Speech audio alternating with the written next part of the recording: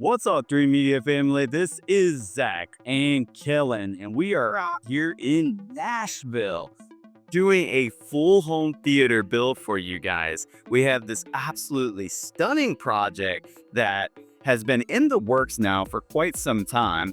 Kellen's been working with the homeowner to help with things such as equipment selection, speaker layout, projector, screen, all of the equipment choices, as well as assisting with the design and construction and answering any question that the customer may have.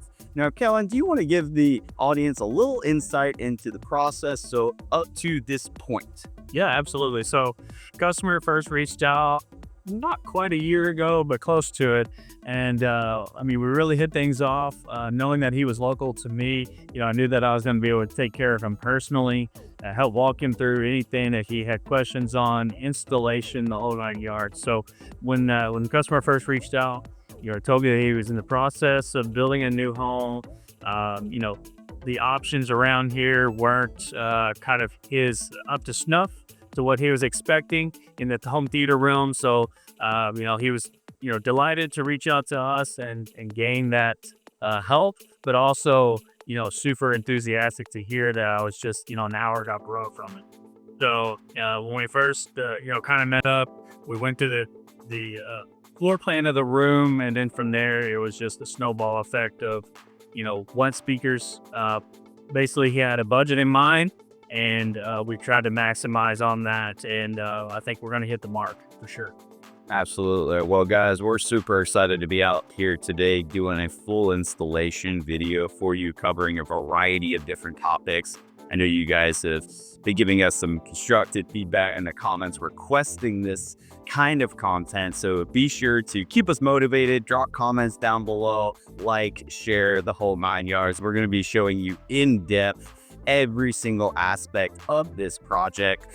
This will be the complete build. You're going to see us take the room from what you see now. We'll flash up an image on the screen of the before and kind of walk you through the transition up till this point. And then we're going to show you the physical equipment installation on a micro level.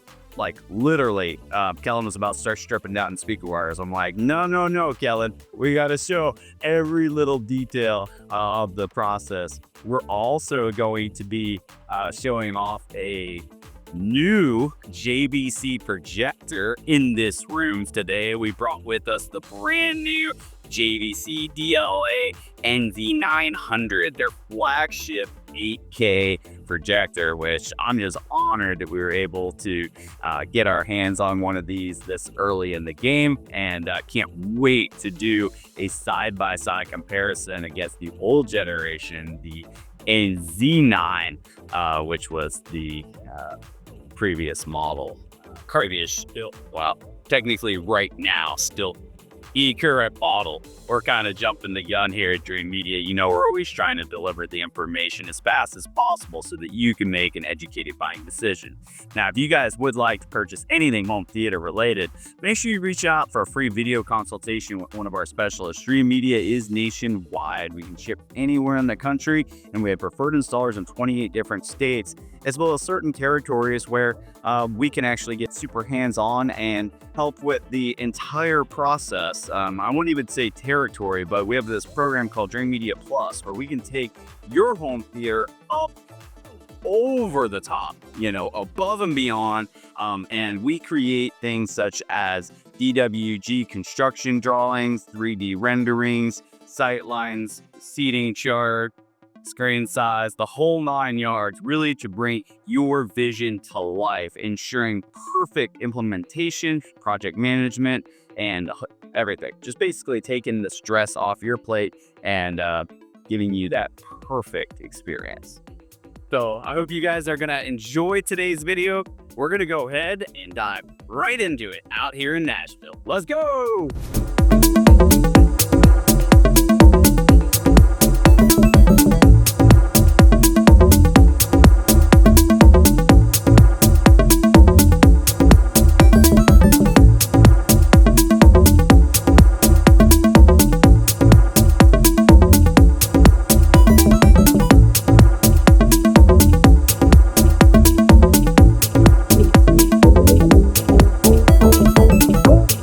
right, thanks, Dak. So like you said, we're out here in the suburbs of Nashville. We're actually in Murfreesboro, Tennessee.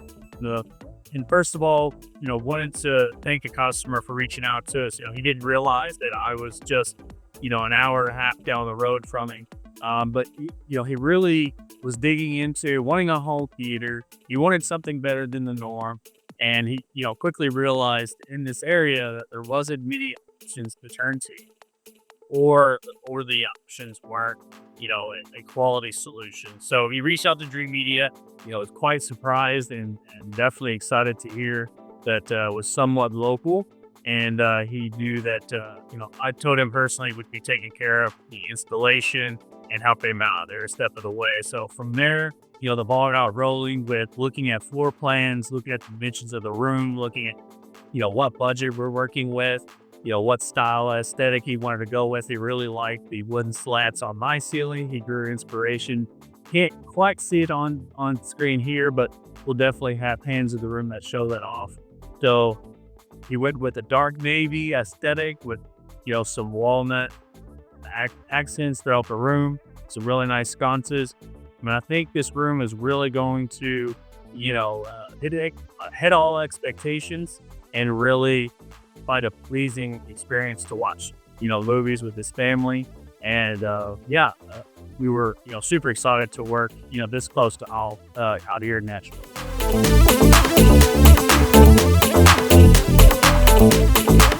Guys, check it out. This is the Focal 1000. In particular, we're looking at the Focal 1000 IW6. These are fully enclosed in-wall speakers. So this is going to be comparable to like a bookshelf or a floor standard, especially the LCRs. So this is the 1000 IW6. We also would like to notate this nice, beautiful beryllium inverted dome tweeter. It also has a rotatable tweeter, so you can directionally point that audio towards your target seating area. In addition to, we have plus and minus 3 dB adjustments right there. Looks like speaker terminals right here on the back. Nice quality push button. Cool.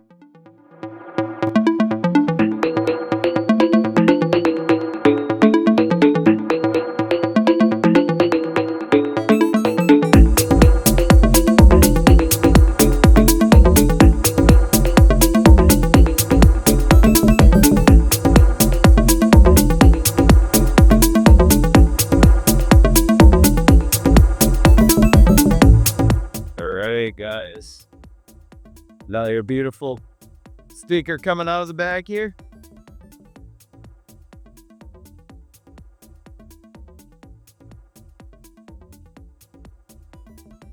Beautiful.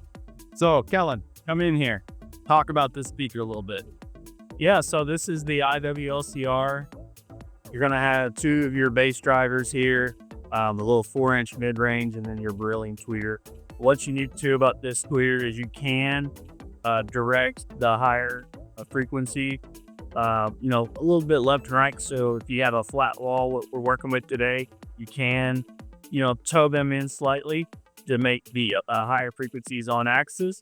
And what's really cool is, and we'll be utilizing it as well, is if you loosen up these two Allen wrench or Allen screws here, you'll be able to turn this to where your mid-range and your tweeter are going to be vertically aligned, which is good for directivity work, and have it on axis as well. So whenever we do the center channel, the electronic horizontal, I will make Zach hold it as long. Little what to just turn that counterclockwise, but we'll get into that whenever we get to the center channel. But that's a really cool feature. If you're putting this behind acoustic fabric, you can go ahead and toggle the 3 dB switch for your mid-range and tweeter. You also have one, that's for the mid-range and tweeter. And then you also have a 3 dB for your woofers as well. So if you really just need a little more punch to go through fabric, acoustic transparent screen, you're gonna have roughly, a 3 dB plus or minus loss going through some type of polymer fabric. So got some nice push button terminals here, guys. These are all passive speakers, so this speaker wire can be ran to each of the speaker terminal and ran back to our AVR to power the speakers. And one thing, I don't know if Zach mentioned it with the previous model, these are fully enclosed speakers. So this is a Power speaker in your wall. exactly. That's the way I like to put it. Just a really good solid build quality.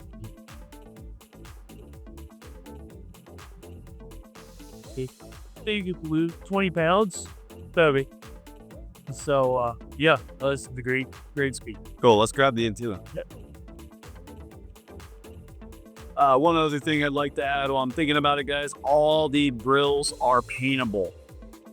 Right now, the customer has them all in another room. I'll try to get the B-roll of that, but you lay them out and you just hit it very, very lightly with a watered down paint. You want to make sure that it's super thin so it doesn't clog the pores. But essentially just spray from a distance, let it dry, spray again from a distance until you get your achieved desired color. Like Kellen said, another thing is that positive 3 dB. We're going to actually be utilizing that for our sides because we're going to be putting acoustic fabric over the speakers for our surround.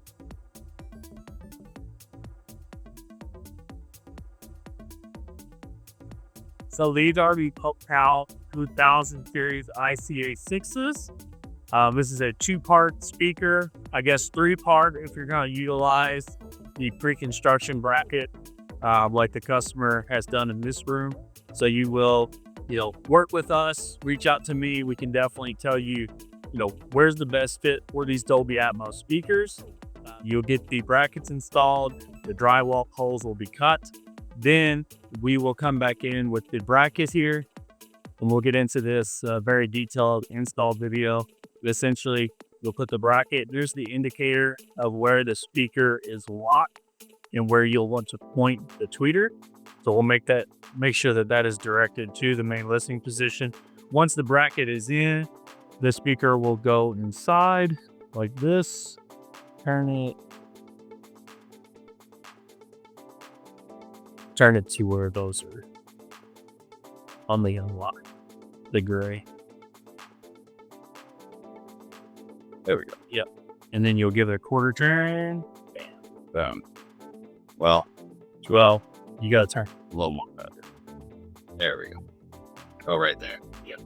Well, once these are snug, then it locks. then it locks behind the drywall. What's really nice too, guys, is see how the speaker pops in and it has an extension, push button extension for the terminals, right? Let me pop it out then. Or is that the entire? Yep. And Oh no, it's all one piece. Let's see. Very nice. Don't include that in the video. Okay, so do you want to talk about the speaker a little bit, Kellen? yeah, so like we mentioned before, this is going to be the ICA6, and you can tell that, it has a angle to it, right? It's not a complete down firing speaker. So if you were getting the ICW6, it would just be a 6.5 woofer that is pointing straight out at you. The ICW8 is going to be an 8-inch woofer that is in there. This is their 6-inch speaker, ICA6. And then you have, again, just the tweeter and the woofer stack. And the tweeter does kind of pivot a little bit as well. I think the ICW6 and ICW8 also had the ability for the tweeter to adjust just a little bit. But this entire woofer, if I'm correct, I think is at a 35 degree. 35. Yeah. Which is perfect, guys, for Dolby Atmos, because it's really key that you pinpoint those effects, because your Dolby Atmos speakers aren't going to be used like all the time full range like your front speakers. They're really specific in scenes when you're watching a movie. You're going to hear an explosion or helicopter or the plane or whatever, and you want it to be very accurate. And having these woofers aligned is really going to help with the time alignment to make sure that these sound wave and this sound wave is going to arrive at your ear at the same time. Why that's important, I think our good buddy Blake mentioned this to me before. You know, when we were hunters and gatherers out in the field and someone would, or an animal or something would step on a twig, how loud that initial crunch was and the snap, those are two different frequencies. Yeah. Right. You have a low frequency stomp that's crushing the twig first, and then the snap of it, you know, that stick, you know, cracking all the way through. And if you're out, you know, out and about, you can almost tell how small or how large that animal was. And so our ears still work the same thing that they do back in the day. Yeah. And so if you don't have the woofer that is getting low frequency and the high frequency, you know, arriving at your ears at the same time, it just is an unnatural sound and kind of takes you out a little bit, not all the way, but, you know, it can really enhance the experience if you have, you know, Across speaker alignment. Exactly. Yeah, because you want to be immersed in the experience. You don't really even want to think about your speakers. I really don't even want to know that the speakers just want me to sound are coming, you know, beyond the walls and in the room, outside the room. You want it to feel as open as, you know, a wide open scene of the ocean or a field or whatever. Or if you're in a John Wick room or you're shooting up the room, you know, he wants to feel like those gunshots are coming from within the room as well. That's right.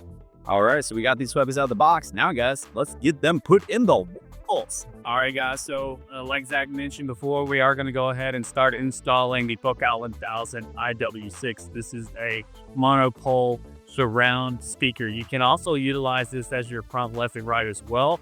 If you can, budget allows, space allows, jump up to the IW LCR. That would be a much better fit for the front soundstage. But we're going to be installing the, I guess, rear left surround speaker. So this is going to set, if you're looking at the screen, off to your left, and then we have the rear right that we'll get to next. But for install presentation purposes, we're going to start with this one here. The one thing I like to look around is just make sure that there's nothing that's going to really hinder us from, you know, feel around on the inside, make sure you have enough clearance for those cabs to grab onto the back of the drywall. I also already installed these and have an install video on our channel if you want to look back. We can see those installed in another scenario, but it's going to be pretty straightforward. We already have our speaker wire ran. Okay, so here it is. What I'm going to do is grab a utility knife here. I'm going to go ahead and make a fresh new cut to work with. Maybe this knife is sharp enough. All right. And so you're going to strip it just like usual here. You're going to make a little slit in the little jacket, like so. Put the knife down. I have some wire strippers here as well.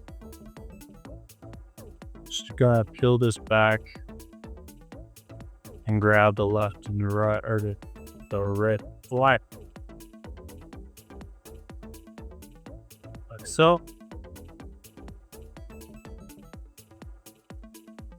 And I'm going to take off about 1/4 inch, 1/2 inch here on the actual terminal.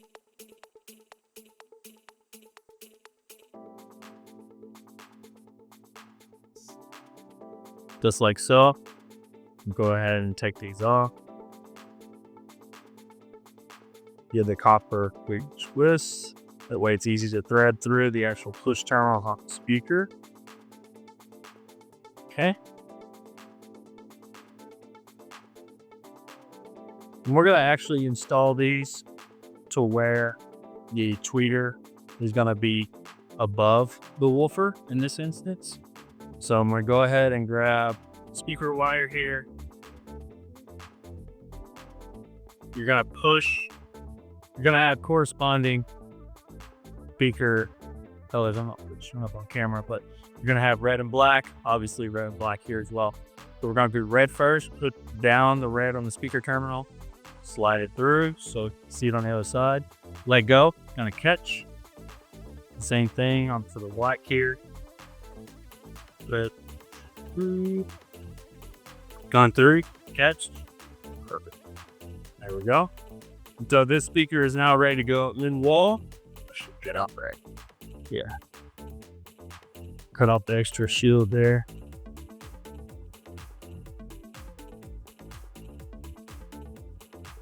Okay, try to give you guys a nice shot of this thing going in. And there we go. So I'm gonna grab my level and I'm gonna ask Zach to hold this speaker in before we tighten it down really quick. Or he's gonna grab my level.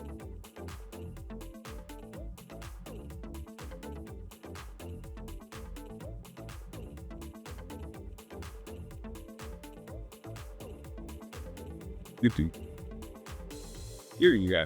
Well, What's going on?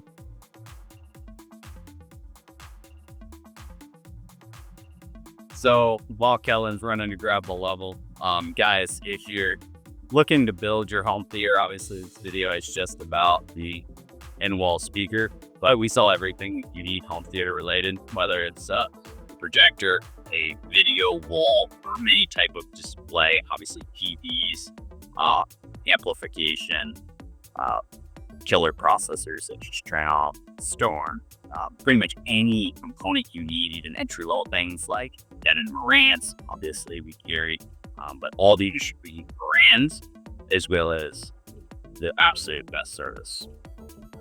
Yeah. We're going to try to do more of these install videos for you guys, just because you've been asking for it. You know, we try to read those comments and respond to as many as possible and take into consideration comments. So drop them down below. Let us know if they can see the last install that I did. The video is an hour and 19 minutes long, I believe, and you guys loved it. I think the video got a couple 100,000 views, so I'm gonna keep cranking out content just like this for you guys. So as you can see right here, these little screws transition. Let's see if I can pull it out while we're waiting on Kellen. So you can see back here, guys, these screws, as you screw them in, are going to open up. It's called a dog leg. Well, where that terminology came from. But essentially, it's a little toggle that pops out, and it's going to clamp this edge right here and that toggle, the dog leg, between the sheetrock so that it can't move. And right here on the back, I'm sure you guys saw it when we were showing it off earlier, there's a nice foam pad that's going to cut back on vibration, as well as seal the speaker so no drywall dust or any debris come into the room as that woofer is extruding. All right, Kellen, you ready? Yeah, so you can use the tool that came with the speaker. No problem. This is just a normal Allen key here. I did find these. This is a Allen key drill bit that can go into your drill, or electric screwdriver. If you're gonna use electric though, guys, should be really careful. Like, I can't tell you how many times I've seen dot legs broke off. Once you break off the leg, you're really screwed. Yeah, so try to use the lowest setting if you're using an impact. This is just a screwdriver, so you can turn it down as well, but this is really low power. It's just really to efficiency. I'll use like a hammer drill or an impact and just snip those puppies off. Because I've gone out to homes and it's sad whenever they get snapped off because you're. So yeah, on the speaker. So this is a 4mm bit here. What I'm gonna do, even though the hole is already cut, all we're looking for is perfect here. That's it. It's perfect. That's it. All right, so we're looking for perfect.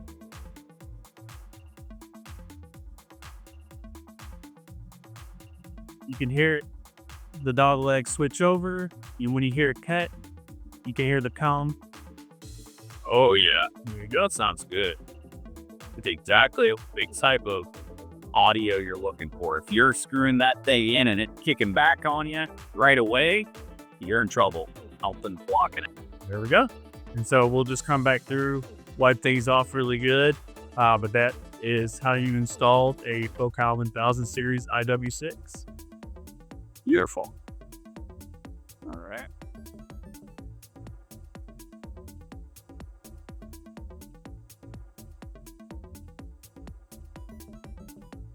All right. Nice work, Kellen. This thing looks absolutely beautiful. We're going to rotate that tweeter down and kind of a little bit inward to cut back on our primary reflection point and position the tweeter towards our target seating area. Like Kellen said, we're going to clean these all off when we're finished.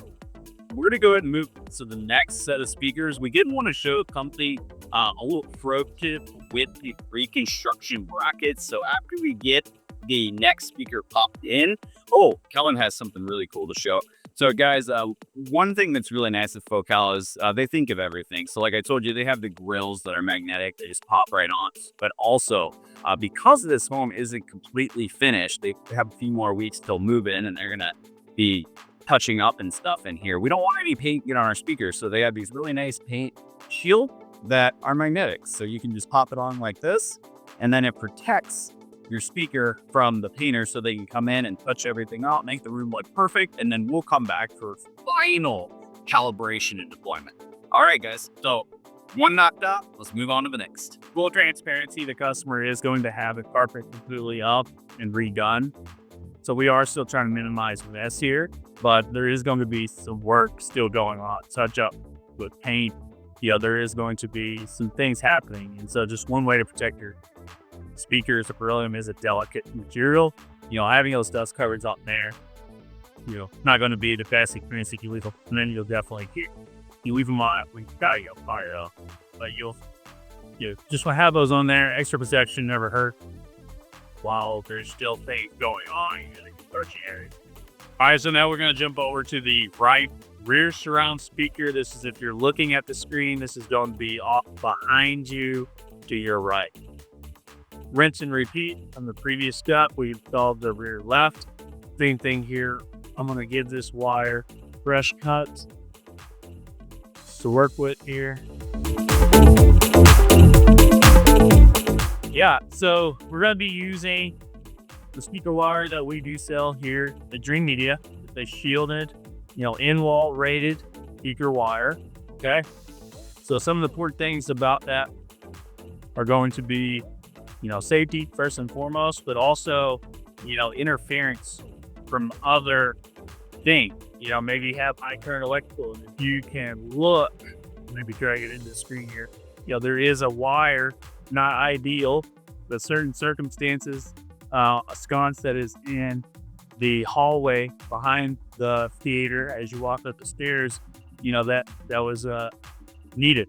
And so even though it's not, I'd say, ideal, it's not really going to be, the worst thing that can happen. So you could have a gas line or a water line there. You want to make sure that you know that that's there before you just go rip it into drywall. But some important things to notice. So again, you want to feel around, see if you're going to have any obstructions right out of the gate.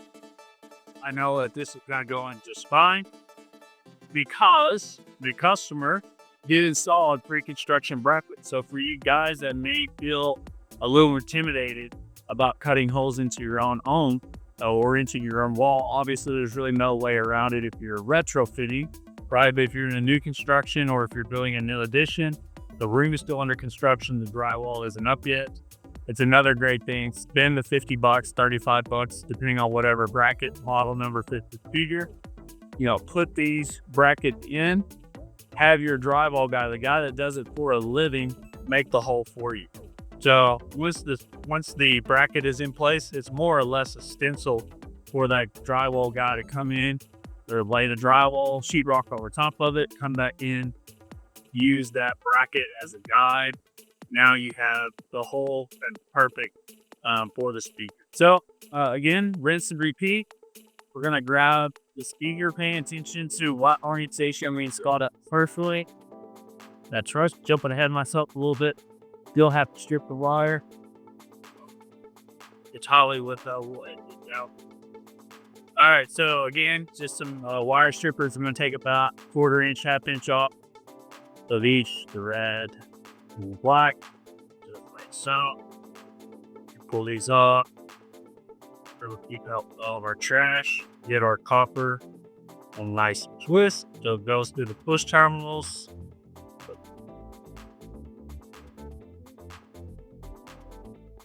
Again, pay attention to the orientation of how we installed the other one. We have the tweeter on top. I like to do this just to essentially just get a little more height out of the tweeter, because these are going to be at the rear of the room.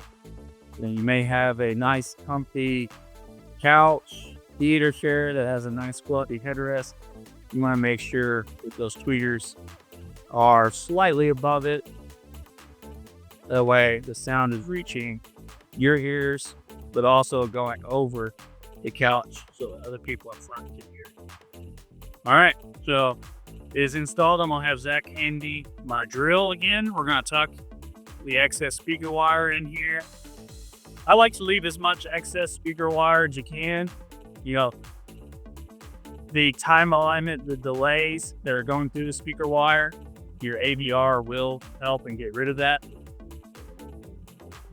But if for whatever reason the customer did want to switch speakers out, for whatever reason, do anything, it still gives the person doing the installation or the customer themselves some flexibility to work with adding that extra speaker cable. You'd rather be a foot long than an inch too short. So again, all we're doing is making sure it's perfect here, just like so, and we'll hold it down. I like to do cross angle.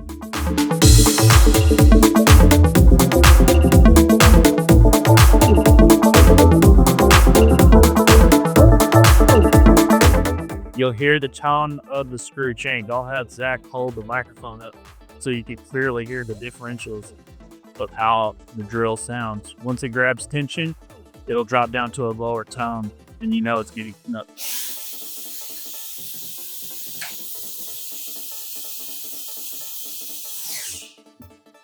Also, the length of time it takes says, you hear how it takes a while for it to actually go through that entire screw. And when it's kind of snugged down, you just got to be careful not to put too much torque on it. What torque setting are you on? Was the max. Again, this is an electric screwdriver, very different from a drill or an impact drill. This is going to be very, very, very low torque for just simple, you don't want to looking for efficiency. So just trying to speed things up. Install them upside down. You can change this Focal logo to where it's right side up. Obviously, you can't change the text here, Focal. You can barely see it anyways. But if you do want to, if you're particular and you want this flipped around, you can just get something very carefully and pry out underneath of it, just like so. You'll grab it. You'll see that there's two pegs on the back. You just split the orientation around. Shut. So again, this is right side up now. You'll want to just work on the bottom and top. So again, there's you two little pegs. You can do upside down the way it was from the factory. But since we installed the speaker upside down, we'll flip this emblem up. So now, even though customer may never see the little details, now the logo emblem is right. All right, guys. So we're going to continue on doing the side surrounds with the Focal 1000 IW6. But I do want to touch on one thing. So, in particular, the end wall bracket for these two speakers. So in the back walls, you can see previously, before the speaker went in, you just had your drywall sheetrock go to the edge, and you didn't really see the bracket itself. So we want to really touch on this because we've had a couple of customers that have installed them incorrectly from the get-go. And so we knew we were going to be covering these with fabric, so we wanted to leave this as an example. This bracket here technically needs to be flipped around and put on. That way, you can get tripped up because there is a lip here that does seem to go or be a good spot for the drywall to stop. So you technically want to flip this over. That way the drywall guy can use this inner edge here to route out and leave just a clean, basically hole for your speaker to go into. Yeah, so essentially, guys, if you have this bezel right here facing you, It was installed incorrectly. correct. The job can still be completed. It's just aesthetically, it's not going to look as good as it could, but we left this intentionally because we wanted to put emphasis on this. We really appreciate everybody's support from around the country buying from us, but we just hate to see when little mistakes are made that could be avoided. So hopefully this helps you guys out with your installation of the pre-construction bracket.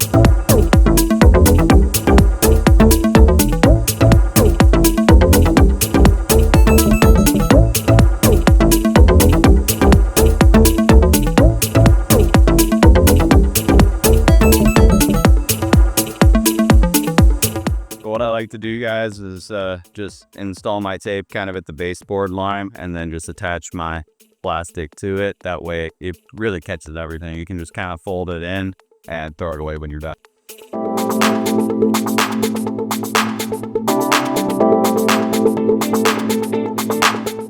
And then I'll just take the corner and just pull it right up to where it seals all the way down.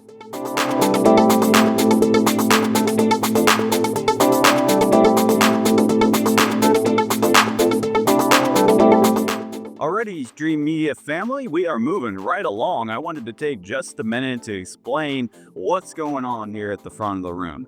So we're going to be doing LCRs, not behind an acoustically transparent screen. So let's talk about that a little bit. In traditional home cinema, we like to use AT screens, acoustically transparent, so the speakers can be hidden behind the screen directly at ear level.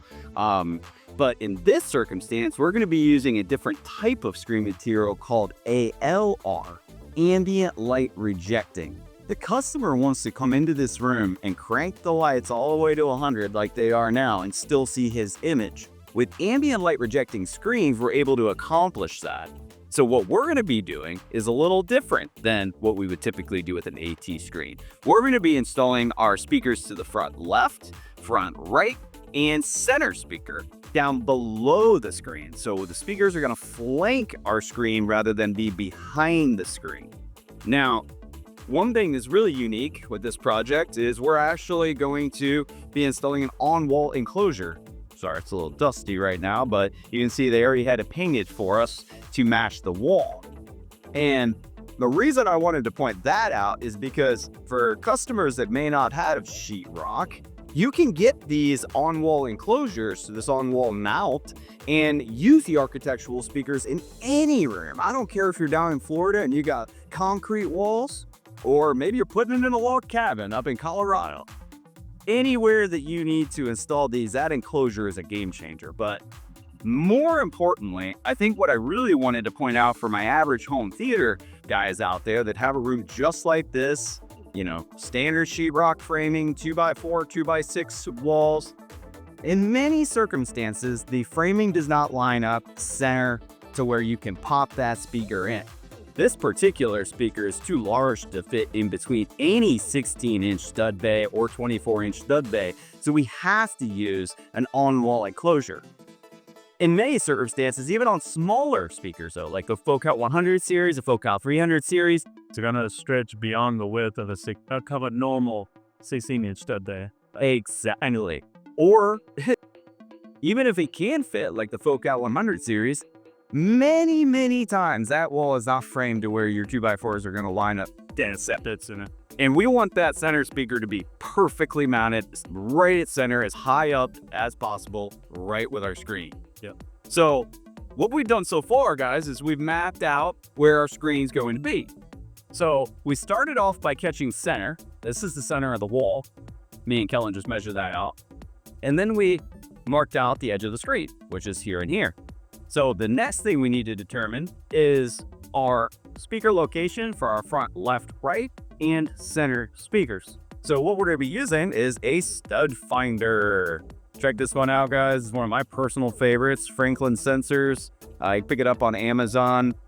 Very basic stud finder, but I've had very good results with this. It doesn't pick up power lines, electrical, plumbing, or gas lines though. Some of the more advanced stud finders will pick all that up. Luckily in this room, we can see right behind the wall, so it's not as big of a deal. But if you look right here, you take that stud finder and you slide it across the wall, we're gonna figure out where our studs are. So we got one stud right here, and then our next stud is way over here.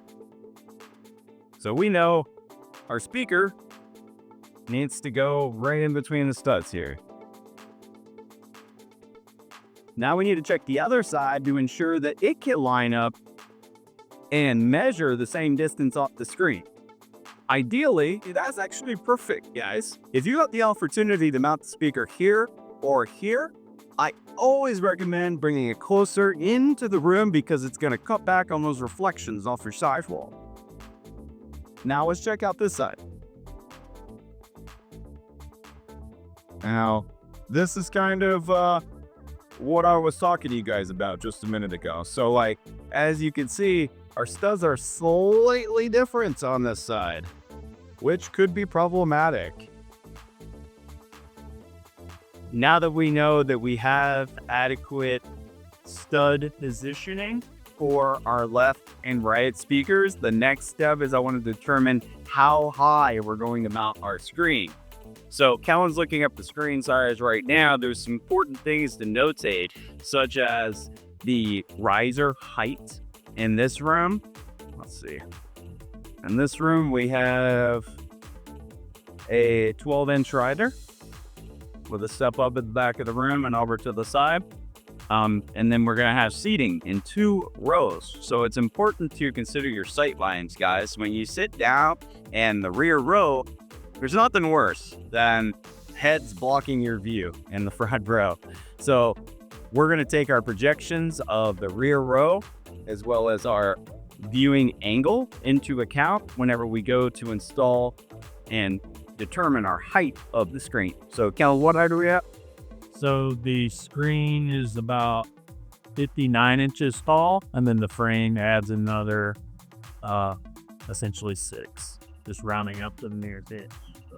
All right, JVD family, so this is going to be our height. What we did is we factored in the type of seating that they're using in this space. We're going to be doing a love sack, really cozy lounge, basically a big bed at the front of the room.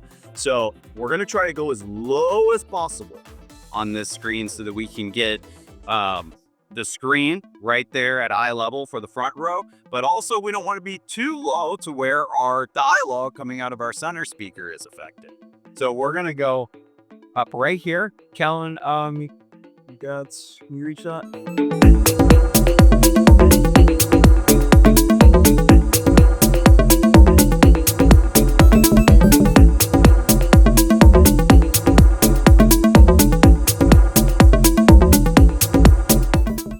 All right, so we got the whole screen, everything marked out. We have the left of the screen here, bottom of the screen here, top of the screen there, right of the screen over here. And we have the center speaker marked off. We've taken into account our different type of seating and our sight lines for this particular project. And it looks like, just as a reference, guys, we're about 31 inches to our ear on this model. So next we're going to start cutting our holes. Let's go. So our left and right speakers, guys, we want the tweeters to match our surrounds as far as height goes. Helen, what's the measurement on that? 57 inches to the middle of the tweeter from the floor. Great. So now we're going to go over here and put a little mark of that 57-inch marker so we can determine where we're going to put our cutout. So right here is where we want the center of our tweeter. You can go over to this side, do the same thing. 57. Okay, now we had both left and right marked out. We're going to grab our cutout template. So what's really nice is on their cutout templates, guys, the tweeter actually lines right up with this center hole. So we're going to take it over and kind of do some rough outlines of how things are going to look. So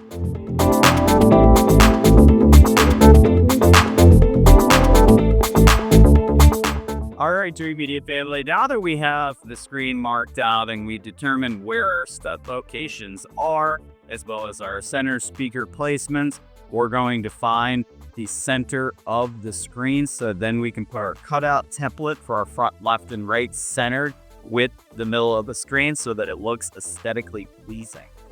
So Kellen right now is figuring out the center of where we marked out the screen previously, and I'm going to help him put a little marker up there. So we got 65 inches, 32 and a half right there, 32 and a half right here. And now we're going to measure from the floor to that mark, and then from the floor to over here. 70 and a half. Okay. So now we're going to go over here, 70 and a half up.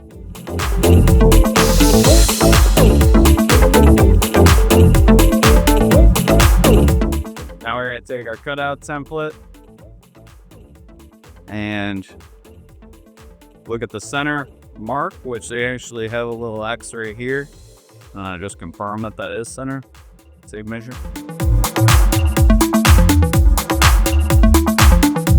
I just kind of marked out the edge of the template so that I can make sure I am dead on the money. Now we're gonna take our template with a level. It's really important. Hey, you level your template. There you go. Thanks, Dylan. Gotta level that template. So we'll go ahead and start over here with the right side, left side.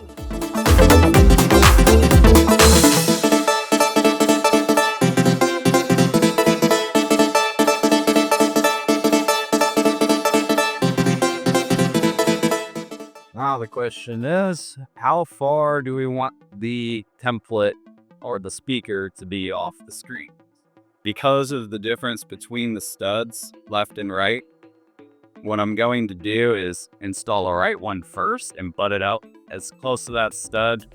You gotta leave about an inch. You don't want it right on the stud to the dog leg starting to open, but get it as close as possible to the stud and cut that one in first. And then I'm gonna cut in the left one after I determine how close I can get on the right side.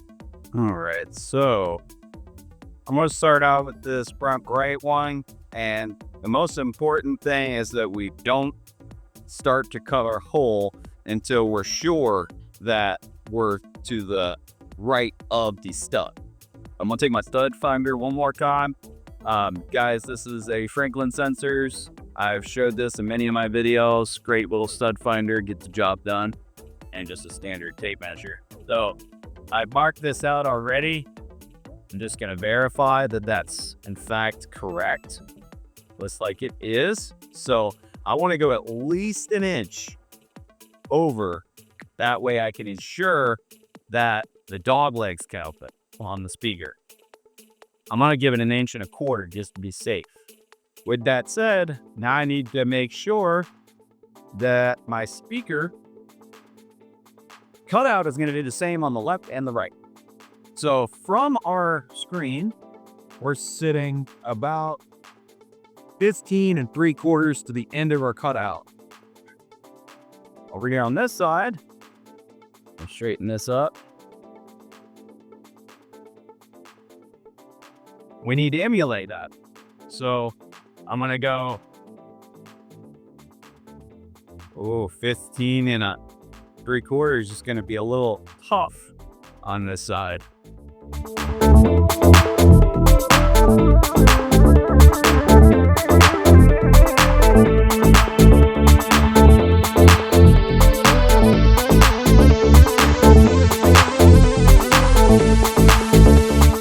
right, guys, so we have everything templated out now. Perfect. We're avoiding all studs, and we're now going to move on to the fun part, cutting the holes. So I'm going to go ahead and trace out each template, and then we'll move on to cutting.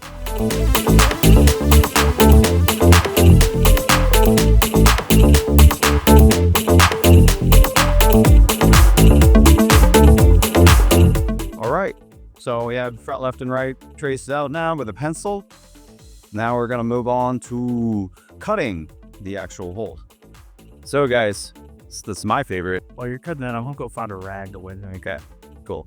This is one of my favorite little drywall saws. Obviously, we have automatic ones with batteries and all kinds of cool stuff, but I like to show you guys the most typical way to install speakers and devices around your home. You pick this up for under 10 bucks at Home Depot, and it's just a manual saw, but we're only cutting a couple holes here, so it should be nice and easy. I'm gonna go ahead and start cutting.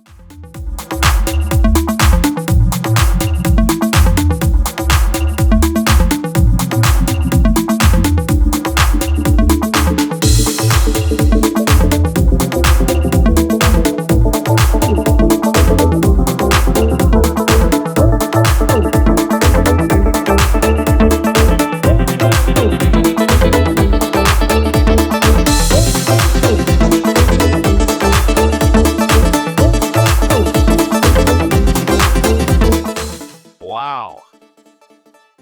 Talk about unexpected things in the walls. A random 10 days long tube vessel. What in the world? Look at this, guys. Like, this is why you hire the pros, because what? Why? Why did they do that? Who knows? The sheetrock guy is just, I guess he did to patch a couple pieces together, but wow.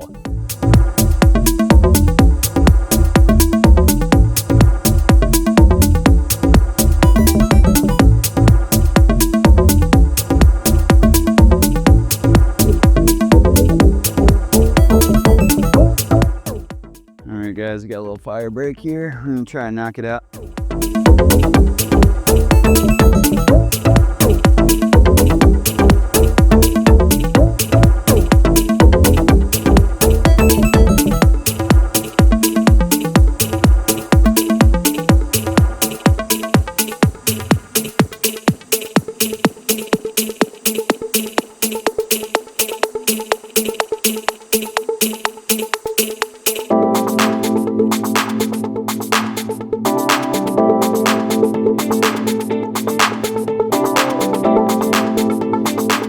Here's a little pro tip, guys. You see how that sheetrock just tried to like tear on me?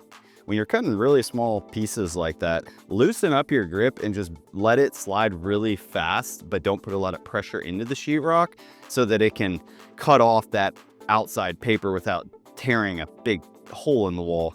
That's happened to me many times, to where hopefully that little pro tip helps you guys. All right, guys, so we actually have to wire the front soundstage here. We're gonna go ahead and just cut a hole straight through the back for our speaker line to shoot out.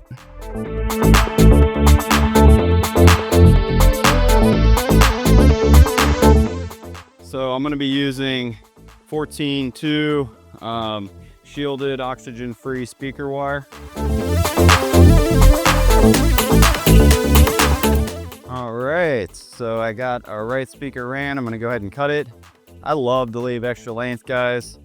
There's nothing worse than being a couple inches too short when you're trying to knock out a project. I'll come over here to this side now. Same thing. 14-2 shielded wire. It's gonna pop right on over. Kellen, you wanna grab that one for me? Yeah. And then just pull it to the exact same length of the right speaker. Once Kellen pulls that out to length, so we can feed it into our rack, I'm gonna go ahead and cut the wire. All right, Kellen says we're good. I'm gonna leave a little extra length here, cut our wire, and now we get to the fun part. So I'm gonna go ahead and cut my shielding back, strip back our red and black wires, about a 1/4 to a 1/2 inch. I'll show you what this looks like up close in just a minute, guys. All right, this is kind of the finished look that you're going for.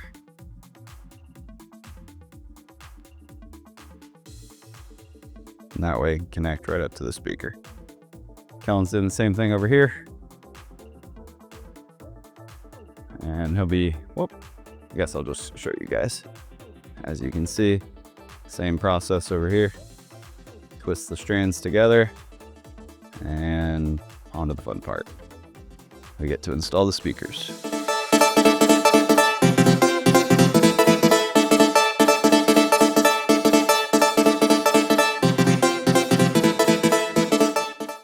So guys, this is a prime example. Whenever we're talking about sheetrock that kind of bends, as you can see right there where that stud is, the sheetrock actually warps. And that's really important to notate, bends and warps like that when you're doing the screen. All right, Dream Media family, moving right along. We got our front right speaker in. Now we're gonna be moving on to our front left. Oh yeah, can't forget. Look at this attention to detail. That's what I'm talking about, guys. It's that special Kellen treatment right here. Whew. Had to touch up the paint up there, but Customers gonna get touch up on paint. Carpet is actually being completely ripped out, redone. So we still would be careful, and be mindful. And what's that there, Kellen? This here that Kellen's installing is a paint shield, and it's magnetic. I freaking love that Focal does this because, there you go. It allows our painters to come in behind and easily do touch-ups without having to worry about our speakers getting any paint on them. That one's looking good. As you guys can see, now we have our front right in at the surround rear, left, right, and surround left over here are all put in. So we're moving right along. All right, left speaker, same deal. Red to red, black to black.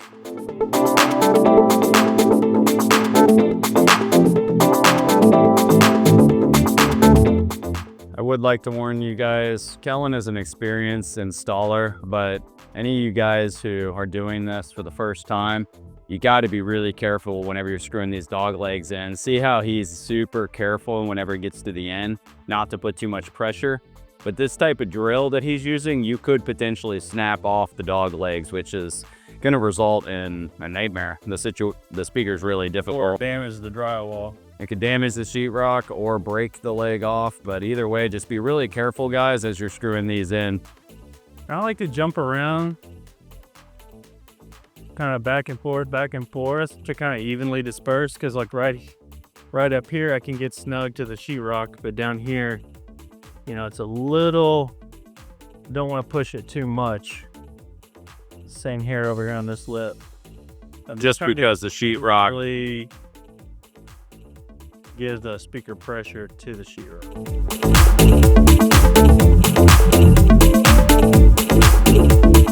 All right, we got our front left and rights done.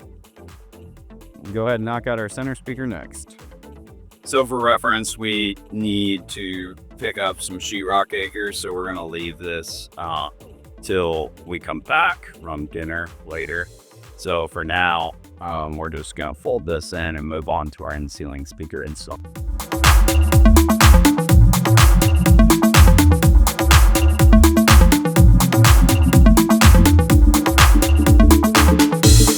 Focal 1000 series IC-A6, the aimable Dolby Atmos speakers. We have 4 overhead Dolby Atmos speakers in this room.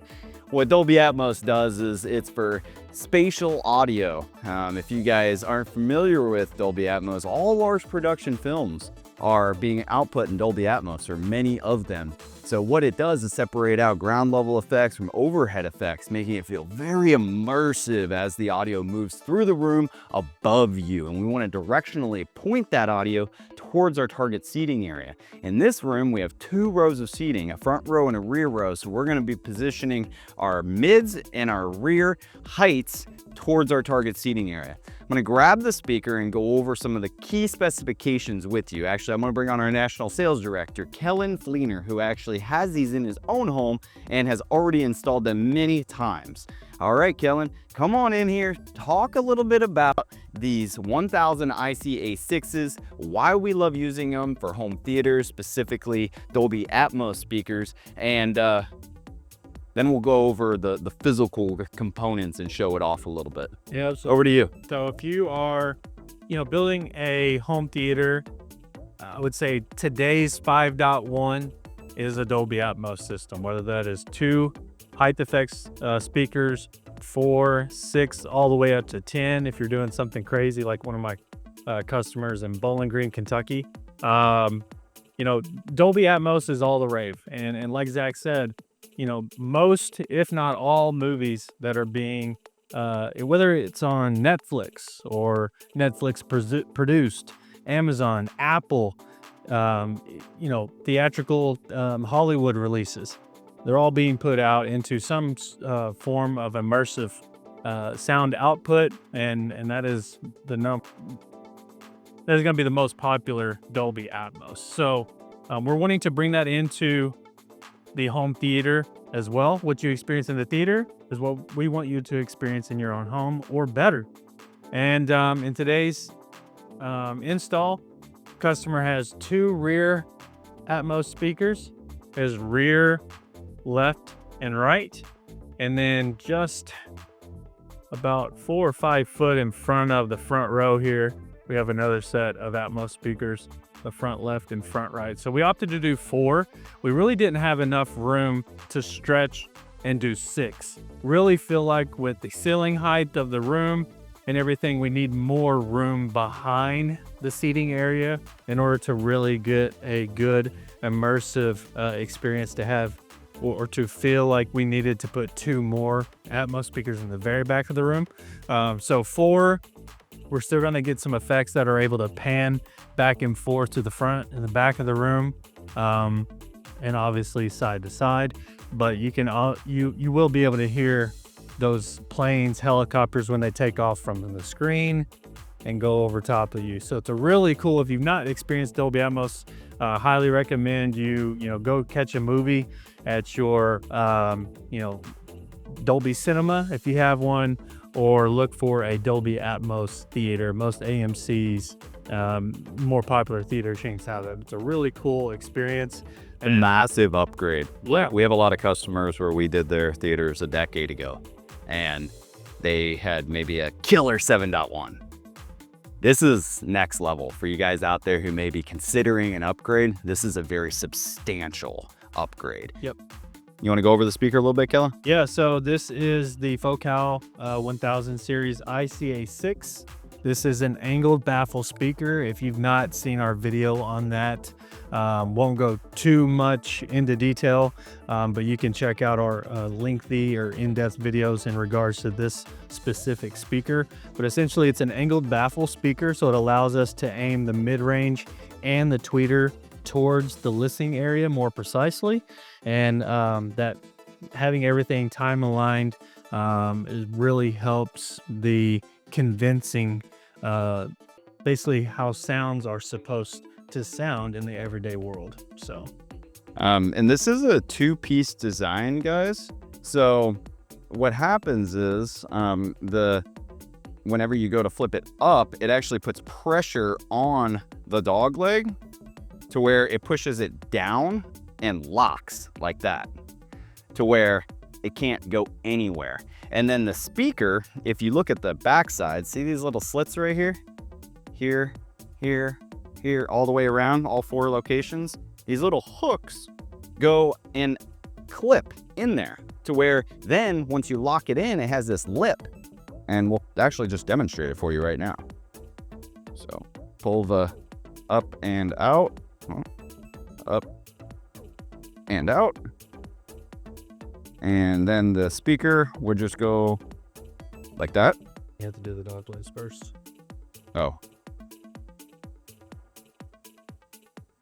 So push down, push down, push down. And then the speaker, obviously we're upside down, but is just going to fall into place. And I'm trying to show this to you guys like out of the attic space so that you actually get an idea. We've had a lot of questions and concerns and installation problems with this speaker, so we wanted to make an in-depth video. Did you hear that? I'm sure you guys heard that snap. That means we are locked in. So now the speaker can't move. It can't go anywhere. So Kellen's gonna rotate it back out. Maybe. Maybe. You're a ways away. Keep going. Keep going. Or maybe go back the other direction. Okay.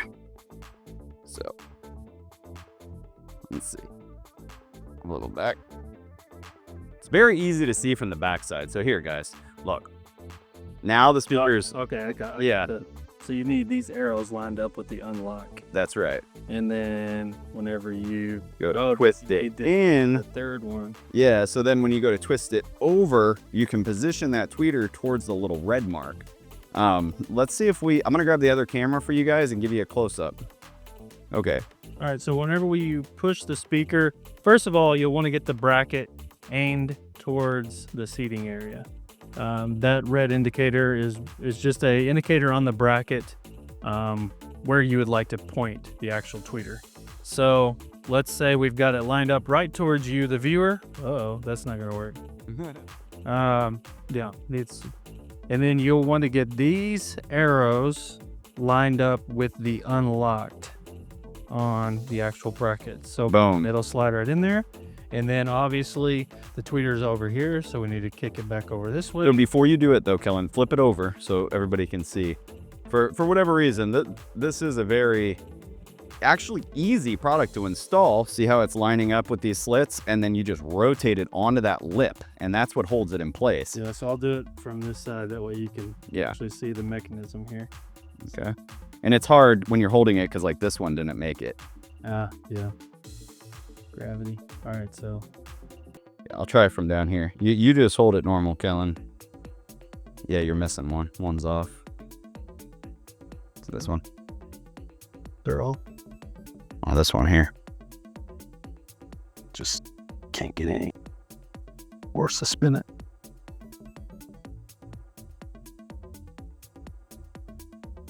Oh, there we go. So what you're looking for, guys, is just that all of them are underneath that lip, just like that, all the way around. And you won't be able to see it when you go to put it in the ceiling. So I wanted to show this view for you guys of it out of the ceiling. But essentially, we're just gonna line up that red line, that red little speaker emblem here with our target seating area, line it up on the unlocked, and rotate into place. So now we're gonna demonstrate that for you in real life in this theater right here. All right, guys, so the first place to start is by stripping our wire back. All right, so our red emblem here, we're gonna position towards our rear row. Oh, obviously we were demonstrating how it works. I gotta put them all back now.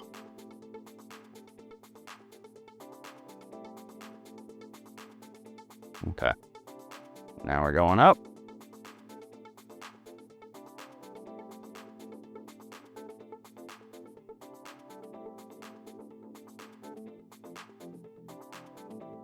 Just like that. We're gonna start the same process that I just showed you over there on the ground. We're just repeating it here in the ceiling now. So obviously you can't see what's going on, but if you go back in the video and see how that mechanism works, we're ready to rock and roll. Now we're ready for the speaker. So I'm gonna go ahead and grab a speaker like this. And we're gonna go red to red, black to black, push button terminals. Can't get much easier than that. Now we're just gonna take our speaker, go up into the ceiling, like so. Line up 3 arrows to the unlocked. Yep, line up our unlocked arrows. So like this. And we're gonna rotate it right into place, like that. Perfect.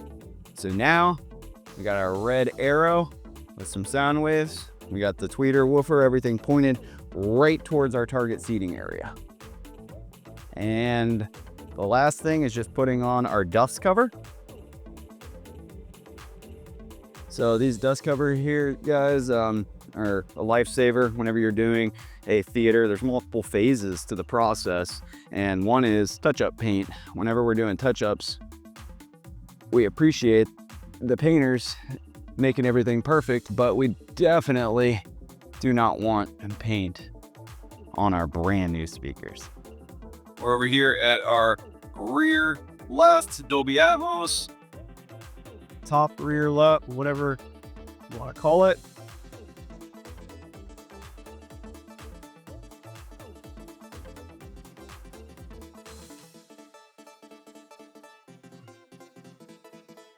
We're gonna strip back our wire again.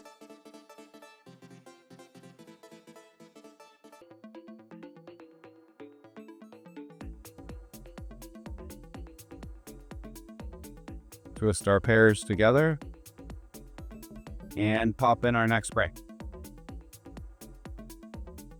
Again, being aware of our red arrow there.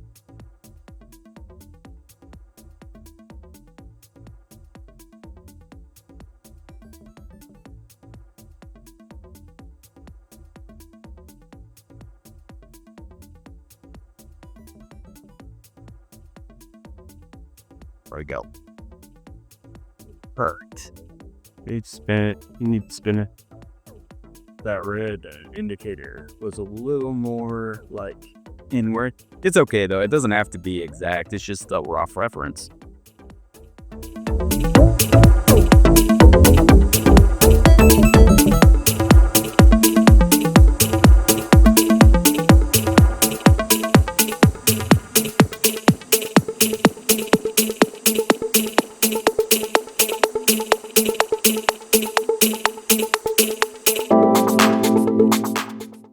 All right, now we're gonna connect red to black,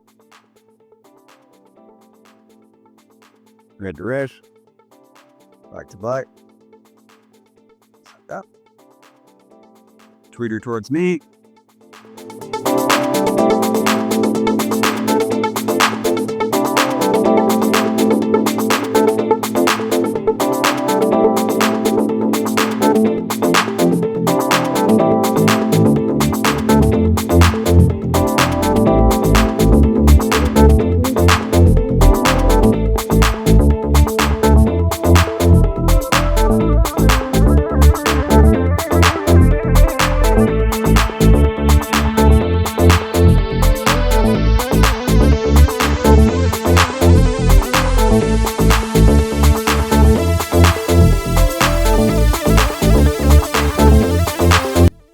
So today I'd like to introduce our EPV Polar Star ALR Ambient Light Rejecting screen right here, guys. We're gonna be taking this puppy out of the box, showing it off, assembling it, putting all the tension rods in, all the springs, assembling the frame, going through all the little details, as well as hanging it up on the wall, drilling into our studs, and then doing a demo for you guys. I've actually used the Polar Star in past projects, and although it may not be up to Stewart Screen Innovations level, it also doesn't have that price tag. But you get incredible performance out of these EPVs. Bang for the buck. It's like an Epson, you know, our Epson 12,000, LS 12,000, our best-selling projector. Value to performance. So that's what we're going after right here with this EPV screen.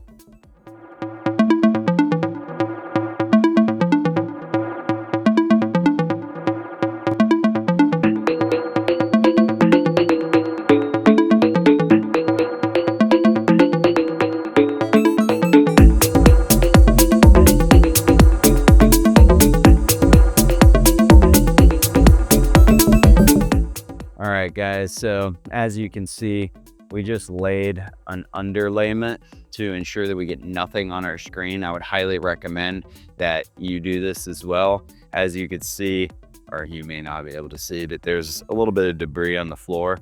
Now that Kellen's rolling it out, we can rest assured that our screen is going to be perfect. All right. Yeah, pull it down your way a little, Kellen.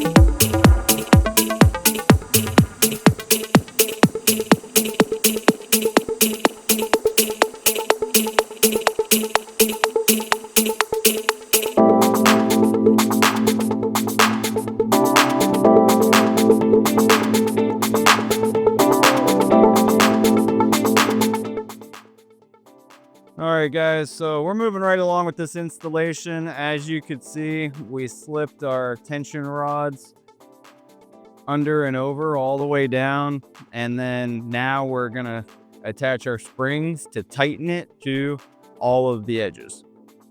I'm gonna start in the corners because the corners are gonna evenly stretch all four corners at one time. Then we'll go from the middle on each side and work our way out.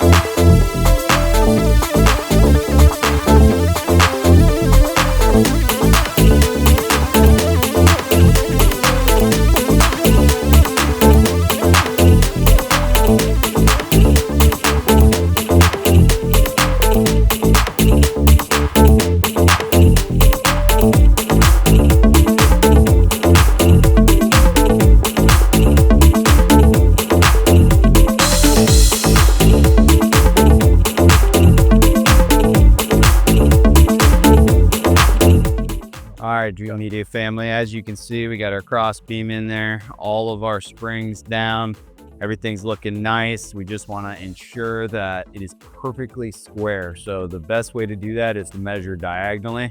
We're going to check this way and this way, and you don't want it to be even a quarter of an inch off, an eighth of an inch. You want it exact. So we're going to measure that now. When you're laying out the material, it will say this is the back. On this particular, yes, backside of material, backside. So, you don't want to use this as the front, obviously. Other manufacturers, they may print similar phrases on the back to signify or notify you that that is the back. Again, while we're using the Polar Star in this particular room, the customer really wanted to not have to set in the complete darkness. That's why we opted away from an acoustically transparent. And you may mention in the comments, we'll just do a perforated screen. Well, the front row is going to be right at about 10-ish foot, just inside 10 foot maybe, if they're, setting upright. So you really need to be about 12 plus to do some of the micro perf screens out there with Stewart or Screen Innovations, to do like a slate AT or like a Firehawk AT from Stewart. So we didn't really want to, we didn't want to be able to see the holes. We still wanted to do ALR. So that is why we are going this route, just so you guys know in the comments.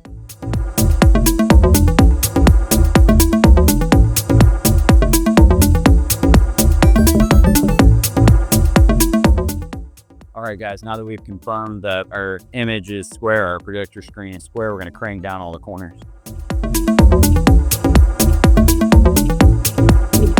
All right, Dream Media family, we are moving right along with this screen installation. Now that we have everything assembled, next it's time for us to actually bolt this puppy to the wall. So what we're going to do is grab our stud finder and a lather. We're going to get up there where we have marked out. We want the top of the projector screen, which is right here at this blue tape.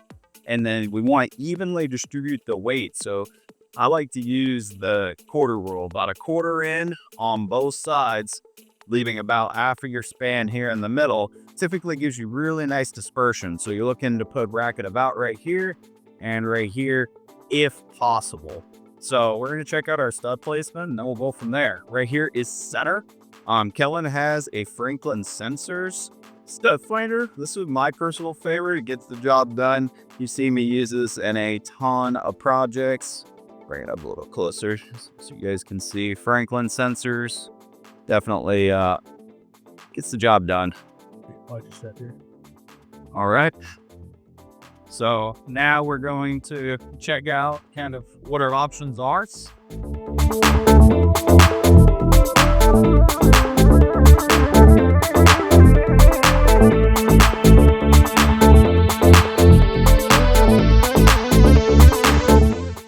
All right, guys, let's go ahead and go over our mounting hardware. As you can see right here, we have a couple little brackets that are going to allow us to mount them up like this and just hang the projector screen on it.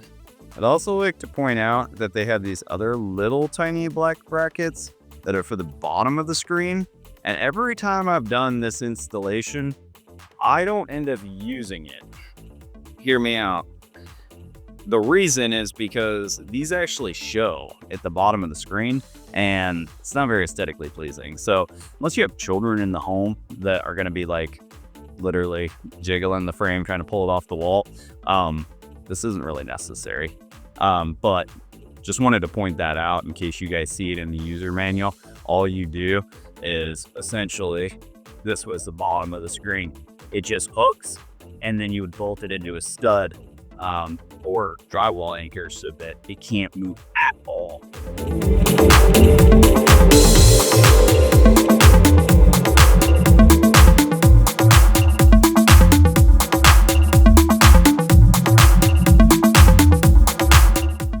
Here we go. All right, guys, now that we have our location marked out, we're gonna go ahead and put our little bracket up, and I'll probably just go ahead and trace it out to make it even easier as a demonstration for you guys. But right here, 17 inches from the ceiling is where we're gonna be mounting our bracket. As you can see, you wanna ensure that it's level with earth, and then go ahead and trace it out so you know where you're drilling. And then what I like to do is just a little test pilot hole, pretty much, just to kind of get me started. Pretty good. Okay, now that that side's level, you could do one of two things. You can either just put a drywall anchor in right next to it, but anytime I can go into wood, I'm gonna drill into wood. So I'm just gonna try to hit this. Yeah, exactly. Toe it in a little bit and just hit both sides.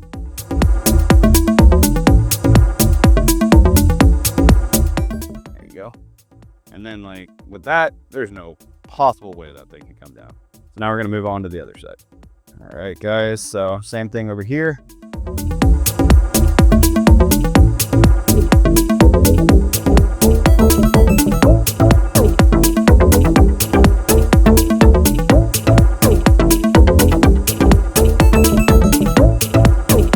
All right, Dream Media family, now we're gonna get this thing thrown up on the wall. Let's do it.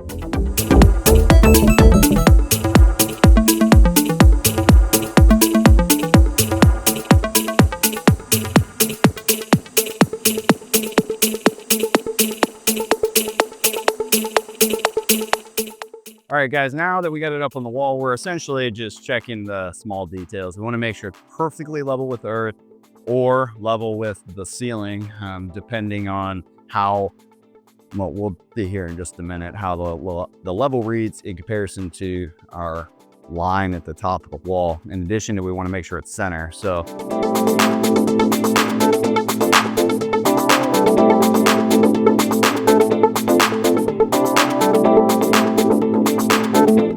all right, guys, well, we did it.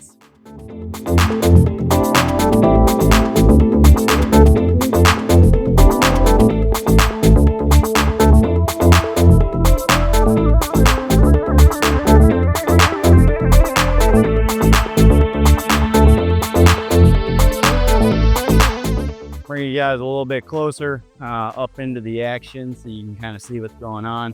Right now, we got everything marked out so we can install our sheetrock anchors. Unfortunately, we're not going to be able to hit studs, but we're going to use 4 75-pound drywall anchors. So this thing is going to be rock solid. Okay, so what I like to do, guys, is just drill a little pilot hole. That way our anchors go in really easy. So now you can see I got everything ready to go. Now I'm just going to install my 75-pound sheetrock anchors. They're going to go in and spread, really securing that mount to the wall. Been in Nashville too long. I have been.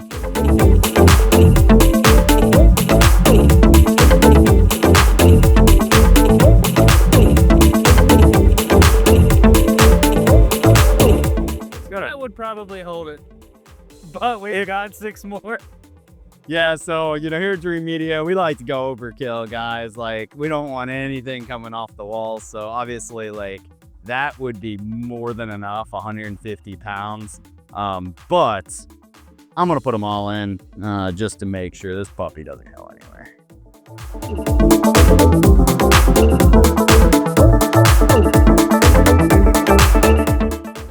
You can hang from that puppy. It's not going anywhere now.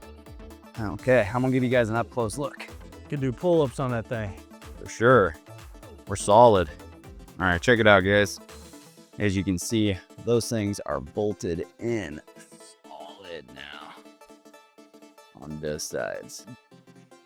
Kellen, you want to pop our sheetrock knife through so we can get our center speaker ran? Sure, don't do anything crazy here. Yeah, smart man. All right, so Measure twice, belt once. So yeah, right in there. There we go.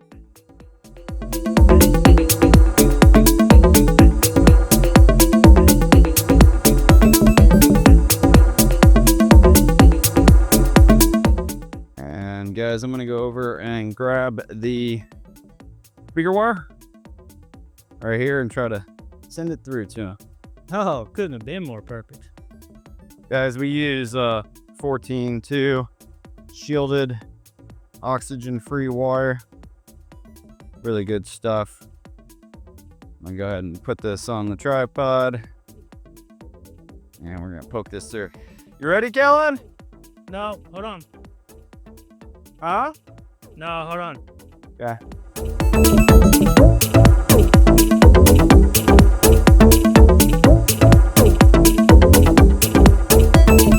So as you can see, Kellen's on the other side. I'll take the camera over there and give you a little sneak peek, but we're gonna run that puppy through with plenty of slack on the other side, and that's where our rack's gonna live. I'll take you over there now. As you guys can see over here at the rear, there is a bunch of free wiring for the home back here. Here's our speaker line for our center speaker. Just popped out right there. You can see we did the same thing on our front right and left as well. This is a strong FS series rack we're going to be using. Guys, I've used this a ton. This is for sale on the Dream Media website. Comes fully assembled. Ventilation, shelves, really nice wheels and casters built in. Basically everything that you need for typical home theaters. You may need the Signature series, which is just one level up if you're doing a really high-end theater that has heavy amplifiers. But as you can see, Kellen's in here right now, stripping back the wires, getting ready to connect our center speaker. Yes, sir.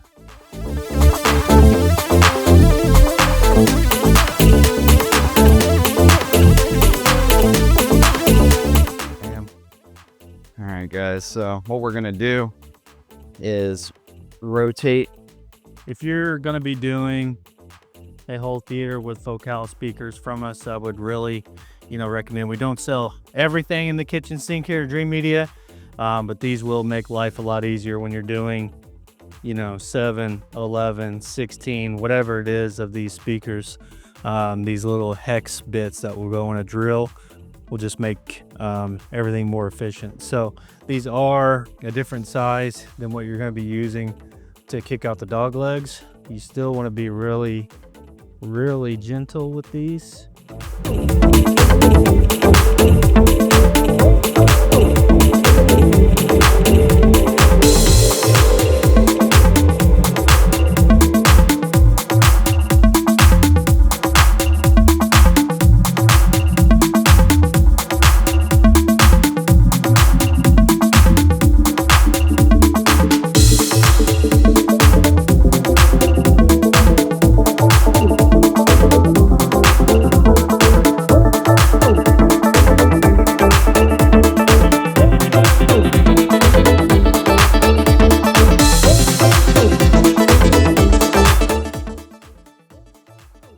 Alright guys, something that we just learned as we were installing the speaker into the enclosure is there's two separate sides to the enclosure, and it's important that you notate that when switching your tweeter directionality, because it actually has a cutout specifically for the speaker wire and the terminals and everything to come into, whereas the other side does not.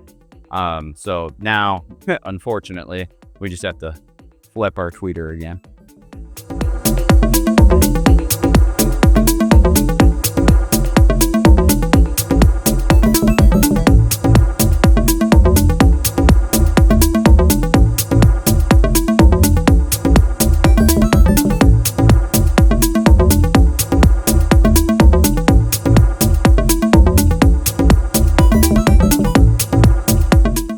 Doing an unboxing of the SB-4000 subwoofers. This is a sealed sub in their 4000 series. It features a 13.5-inch woofer, 1400 watt amplifier. I think it's somewhere around 4000 peak wattage. And then the subwoofer is gonna be about like 18 inches tall, about 22 inches deep. We'll have to throw out the guys some of that maybe on the screen here. But I know I personally back in the day used to own a couple pair of the PE 4000s, and extremely pleased with their Dolby. And so I know the deals are going to be rocket at that. So got it set through the box to the outer shell here.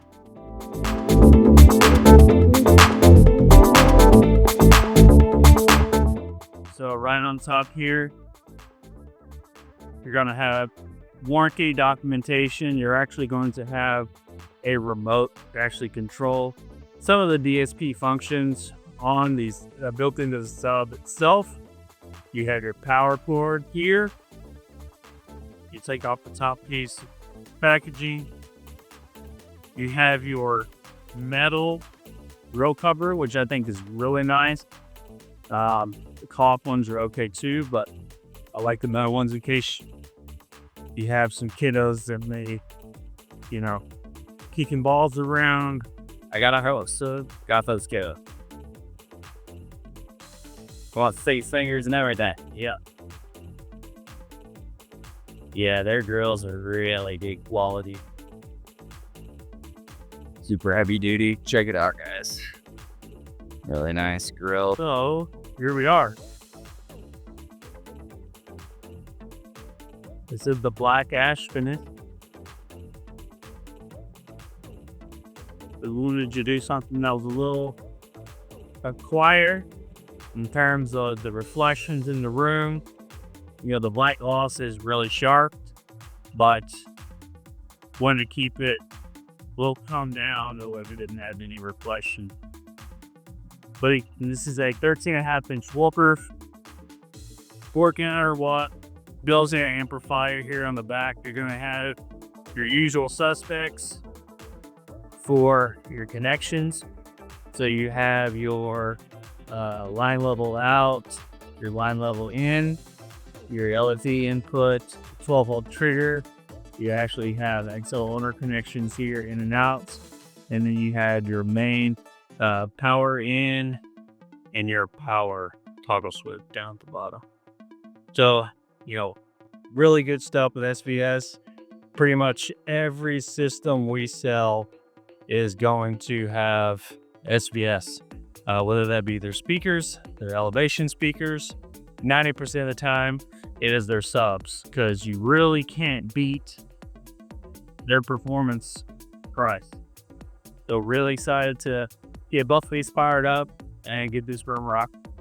All right, Dream Media family, one other thing that I wanted to add in, this is a super, super small part, but very important. Surge protection on all low voltage items around your home is extremely important. This is a single wall tap from Wattbox, 540 joules. Nice little EMI RFI filtration device. Gets the job done at very, very low cost. Perfect for subwoofers, which is what I'm showing to you guys today. We throw this little guy. I think it's like 39 bucks. Don't hold me to that, but very low price point, and gives you peace of mind.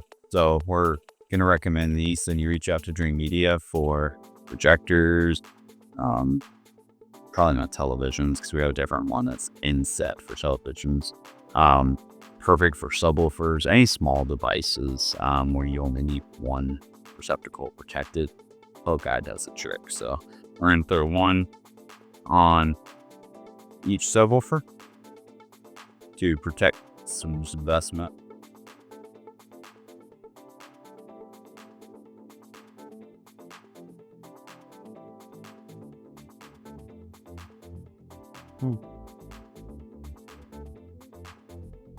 So one on the left sub and one on the right sub.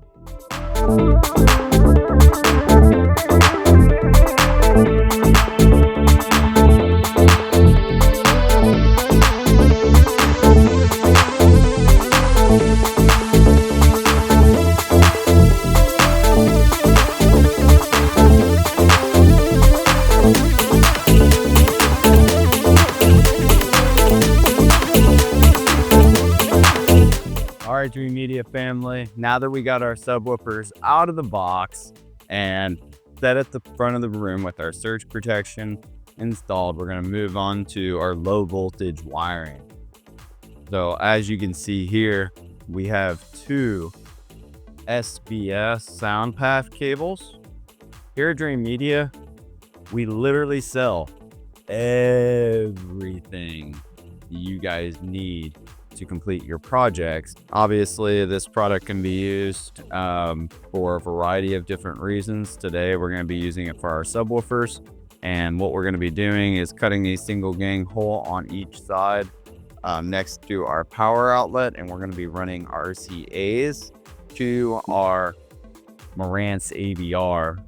So let's talk about the ways that you can connect your subwoofers. There's several different ways to do it.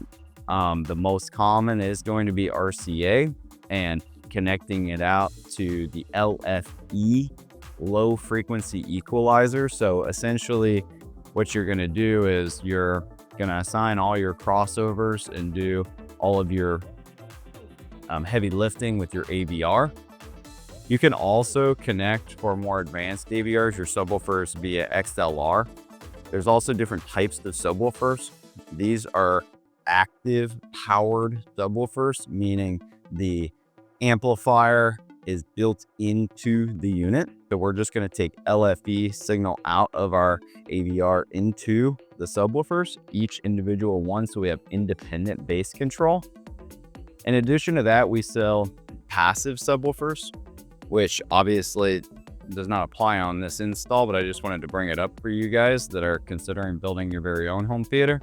We do a lot of passive subwoofers. As an example, Focal 1000 series, they do make additional modules for in-wall subwoofers that we can run as an additional module for our front, left, and right. KO from Audioholic actually had done several of the Focal 1000 series at the front of his room. Maybe we can flash a little image up here to show that off. But we did a full Focal 1000 series system there with our good friends from Audioholics, and he had a beautiful system. In addition to that, he has some high-end RVH subwoofers to complement the deep low frequency infrasonics. So passive subwoofers are super common. The way that it works is we'll run a low voltage wire, essentially just a speaker wire, like a 12-2 or a 14-2 speaker wire to the subwoofer, which cuts back on wiring. And then we put our amplification in the rack, and then you just take RCA or XLR out of your amplifier that's mounted in the rack into your processor. So then it's the same process, just LFE out into the subwoofer amplifier, and then it feeds that low voltage signal that's now powered over to the subwoofer. In this case, it's all done internally, LFE straight from the AVR. All right, guys, next I'm just gonna go ahead and bring you a little bit closer. We'll pop these subwoofers, move these subwoofers in, and get to running our cables. Taking my stud finder, guys, and just checking which side of the outlet the stud's on. On this side, the outlet's over here on the right, so I'm good. I actually want to get these subwoofers as close to the corner as possible. When you can corner load a sub, you're going to get additional room response. It can be pretty substantial too. Corner loading is a very popular method that we use all the time here at Dream Media. I like to do, if at all possible, additional subs at the rear of the room too for better dispersion. But 2 subs front corners of the room is typical best practice if you can't get a sub in each corner. I kind of like to do opposing corners if at all possible. But in this room, the seating is going butted up right against the back wall, and it's going to take up the entire, there's not going to be anywhere to put a rear sub. So this would be a good opportunity if you're wanting even better bass response in room to put passive in-wall subwoofers at the rear of the room to help compensate and give you better dispersion at the rear of the room. So this one is actually on the right-hand side. So I'm going to cut my hole even further right over into the next stud bay for that. Before I cut my hole, I'm going to grab something to lay down and catch our dust.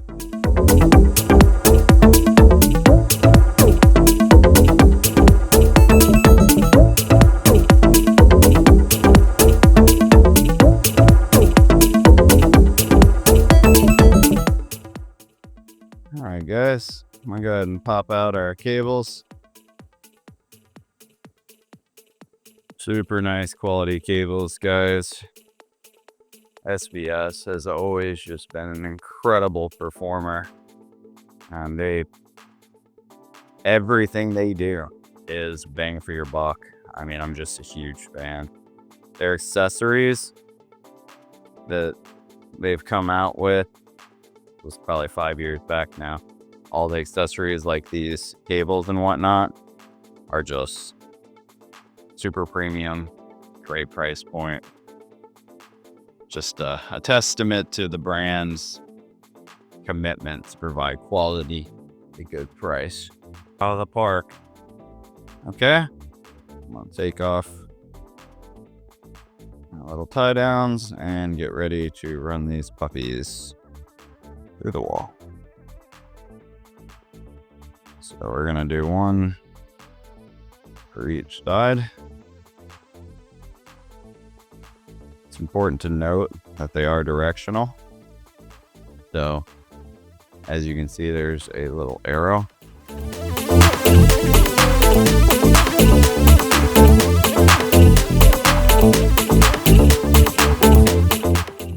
These are directional. So we're gonna need to run it in the correct orientation.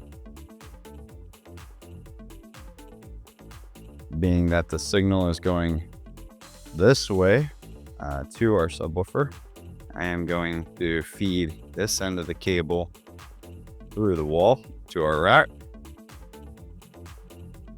Now guys, when I say we sell it all, we even have the rack come fully assembled right to your door.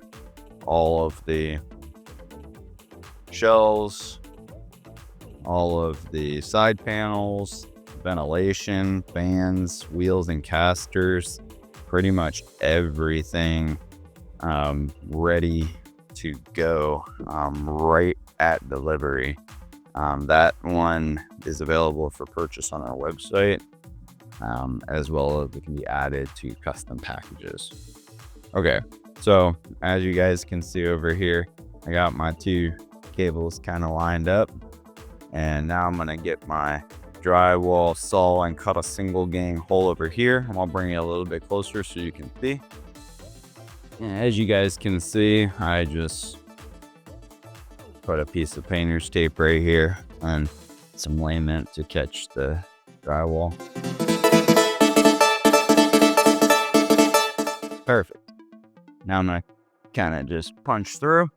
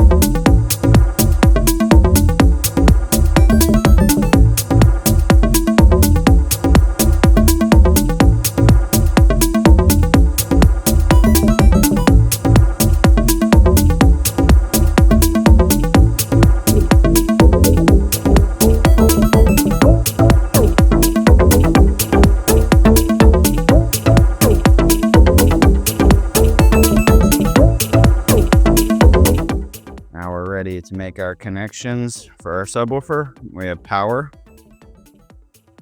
and we have RCA. And let me spin this sub around and show you where you're gonna make those connections. So not sure if you guys how well you can see here, but we got our on-off buttons. We have balanced inputs and outputs. As I said, you can use XLR.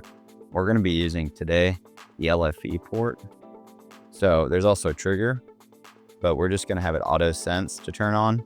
So you can also do line level output here. We're gonna be making our connection down below, and power and LFE, just like that.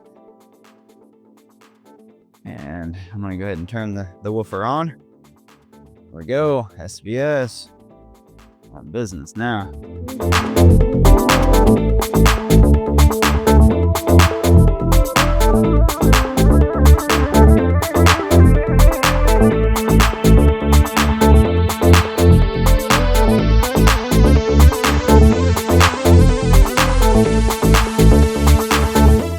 All right, guys, so went ahead and sliced it open. On top here, you're gonna have a little diagram that says grab a buddy to help you lift up this projector. So with the NZ900, NZ800, those are going to be pushing, 50 pounds plus. If you go to the NZ900, NZ7 is still going to fall below. So yeah, these aren't, light projectors by any means, but on the inside, you have your power cord, you have your remote, batteries for the remote, your warranty information, if you about warranty gallon. Yeah, you don't want to buy it from, a crazy Chris off the street. So yeah, make sure you're buying it from an authorized dealer. That way you do have a warranty. Very rarely if something ever goes wrong, but when you're spending this kind of money, you don't really want to gamble it. If you're, you just want to have a full warranty. That way, your dealer and JVC can have your back to replace it. There's a 1-year advanced replacement. So if you have an issue within the first year, they're going to send out a brand new unit to you. You put the old one in the box, ship it back to them. But yeah, it's a solid warranty on these things. And what's the full warranty? 3 years. 3 years. Yeah, I'll just say that. Yeah. Okay. 1 year advanced replacement, 3-year full warranty. VDC, phenomenal if he does go wrong. So top foam again. These boxes ship very well. I don't think we've really ever had any shipping damages with a JVC. They come very well packaged. And yeah, I mean, this is pretty much the moment you've been waiting for. I know it says grab a buddy, grab a friend, but I'm not gonna wait on Zach. So here we go. All right, here. I think this is gonna be the front. So ooh, I'm gonna show you the back first. How about that?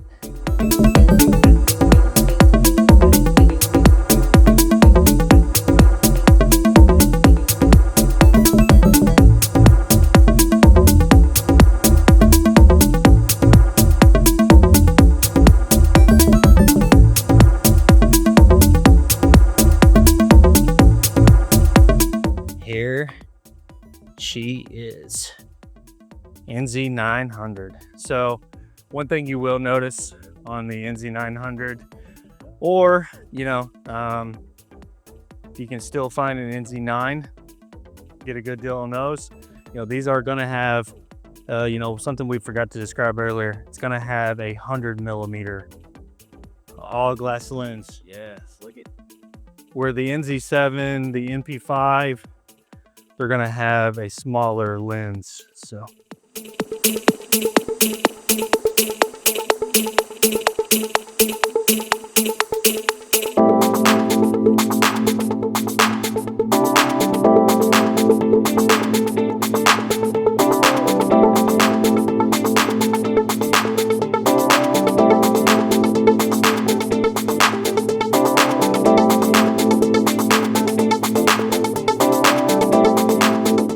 now, one cool thing with this new model is they said they have 4K 120 hertz inputs, 8K 60 hertz inputs.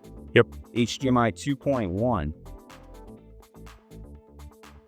Got our 3D sync, our RS-232 service, LAN, and trigger ports. All right, Dream Media family, so we are moving right along with this project. Now we have our front left, right, center speakers all installed perfectly level, as well as our screen, surround left, right, rear left, right, and all 4 of our Dolby Atmos speakers. So we figured perfect timing to pop up our brand new NZ900. So Kellen, as you can see, we have a beautiful Ush box here, but do you want to go over some of the other mounting options that are commonly used and go over some of the hardware that we have to offer? yeah, so with the NZ900, obviously the customer, it's not I would say, full-on Hush box, because we are going to leave the front open. There is some exhaust out the back. So, this is just a nice, clean way to, install your projector. But if you're wanting to ceiling mount the NZ900, we also sell our Dream Media preferred mount on our site. We really would like to use those for the NZ7 and below, anything that's going to be below 50 pounds. The NZ800, is kind of pushing the scales. The NZ900, that's where we really like to go into the chief mounts that are dedicated for those types of weights and specific towards that projector. So we won't, miss that if you're working with us directly. So that's why we'd like for you to reach out if you have questions. You don't know what screen to use, don't know what projector mount. Even if you've already have the projector, you're looking for a new mount, whatever the case is, we're here to help. Yes. So feel free to Speaking of not forgetting things, I was looking for talk about that. So we have our electrical out there right now. We have our HDMI cable. We have our cable for our IR extension, because we're going to be installing the brand new Ava cinema remote. That thing kicks booty. But yeah, this is just a little single outlet surge protector that we're going to put into the existing outlet and then plug our projector into there. So it's good to protect your investment.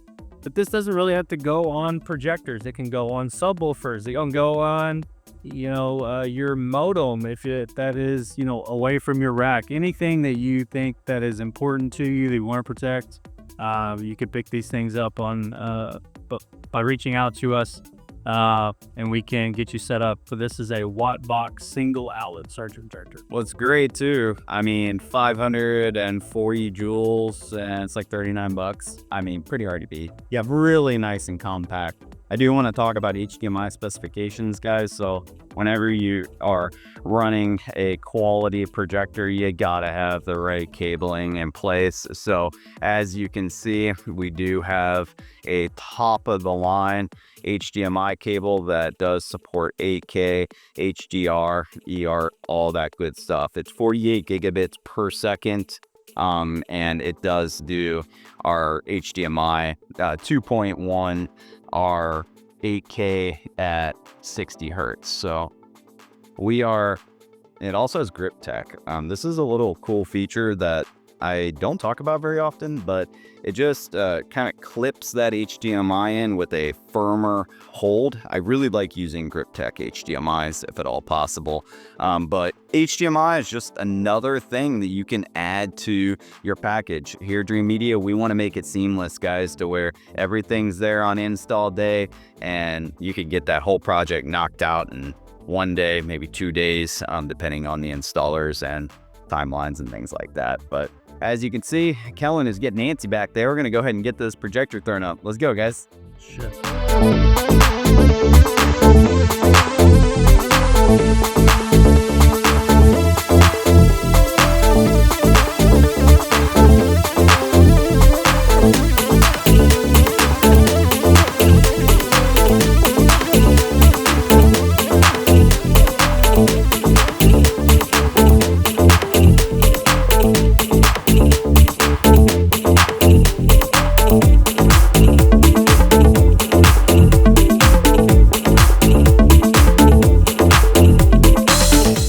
Alright guys, so now we're powering up the projector, and I'm going to take the cameras and flip it that direction, so then we can talk about best practices for alignment.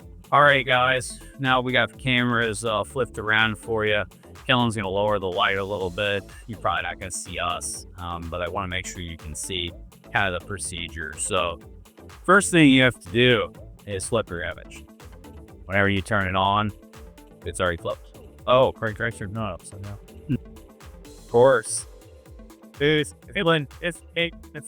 not 15 hours here. Take a little longer to do these projects, or we're filming it for you guys. Anyways, if you were going to mount your projector to the ceiling, which we do a lot, the first thing you would want to do is flip your image. Okay, so let's talk about best practices, guys. So whenever you're doing a projector alignment, there's a few core things that you need to consider. Is your projector screen, first of all, level and square? We colored that when we did the installation of this screen. What you do is you measure your screen diagonally both ways and make sure you have the exact same measurement. That throws people off a lot. They'll go through like hell on every advanced setting, end up changing, adjusting the keystone, which you can do, but it warps the image, so we don't recommend it here at Dream Media. Just to find out that the screen itself is not square. Right. So always start there, guys. Make sure your screen's nice and square. Make sure your screen's level with earth, and make sure that the sheetrock is level. If you go and touch one side of your screen like this, guys, over here, and that side is solid, and you come over here and this side of the screen is moving, then you're not to get average dry. Well, it's not plumb. So yeah, that's another very common issue that we see all the time. So once you've ensured all of that's good, the next step is the projector. So we have the projector up there now. What we want to do is make sure that the projector lens is dead center with the screen. The screen is dead center with the room, so we're just going to ensure the lens is right in the middle of the screen. And one thing that I noticed right out of the gate here is we have a little more bleed over past the speaker over on the left-hand side. Zach's face is kind of covering. But you can see, we need to swivel the projector a little more to the right. Physically moving the projector first is going to, make things a little easier when you get to the actual manipulating the zoom and the focus. And the least amount of lens shift you have to do inside the projector, I think the better. There you can have chromic aggravations of, then you have to do a lot of panel alignments, and it can just throw off the image slightly.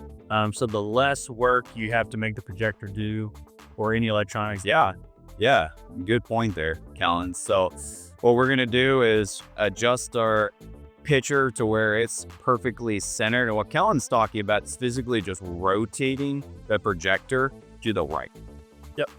And then after he's done that, what we're going to do is shift our image down, and then we're going to adjust our feet on the bottom as needed to get it to level with the screen.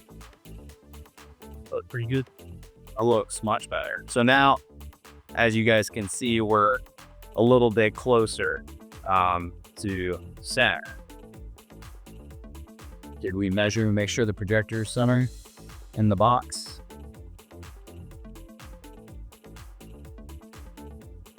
All right, Callan has now confirmed that we are center on the room screen. So next, we're going to bring our image down and zoom out. Zoom in. Yep. So next, we're going to be zooming in and then shifting our image down, so then we can level the projector with the screen. Perfect. So in order to do that, you're going to hit the lens control button on the actual JVC remote. It's going to be, up in the top right area above your directional keypad. So we'll hit lens control. Now we're at focus. We're going to hit it again. That's in zoom. So we can go ahead and make the image smaller by pressing down. We're going to get close. Okay, then we're ready to lens control again. Shift. Now we're physically shifting the image down onto the screen. Nice.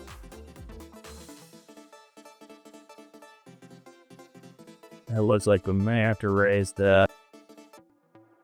Actually, it's not perfect. It's pretty good though. Let's go make it work tonight, boys. All right, gotta shift this down a little more. So as you can see, guys, Alan's just tweaking it one click at a time and zooming,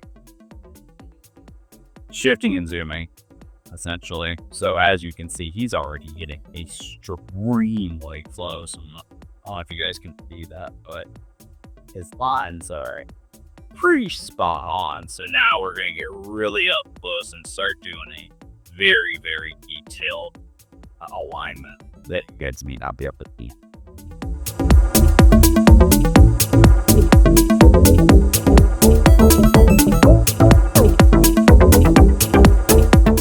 So as you guys can see, Callan's already just done an incredible job aligning this, but this is a pretty common Up is level, isn't it?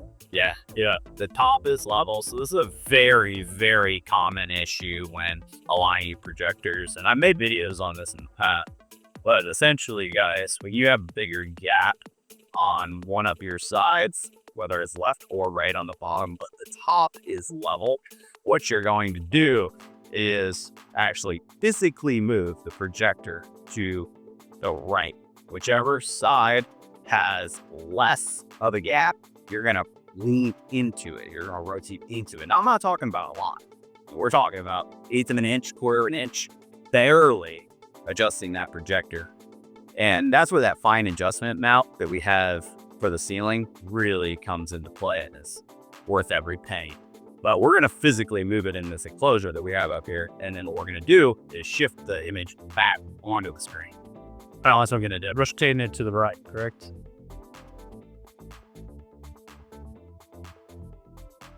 And the other thing too, you'll kind of want to let the laser warm up the glass. The glass will expand slightly. So really want to run this thing about 15-20 minutes on, and then adjust your focus. And when you turn it on, it may not look super tack sharp, but once that glass expands again, because you will, one thing that I did learn, getting these laser projectors, 4-ish years ago, Chris Deutsch, our good buddy that's moved on from JVC, kept saying, I feel like I need to get up, readjust the focus every time.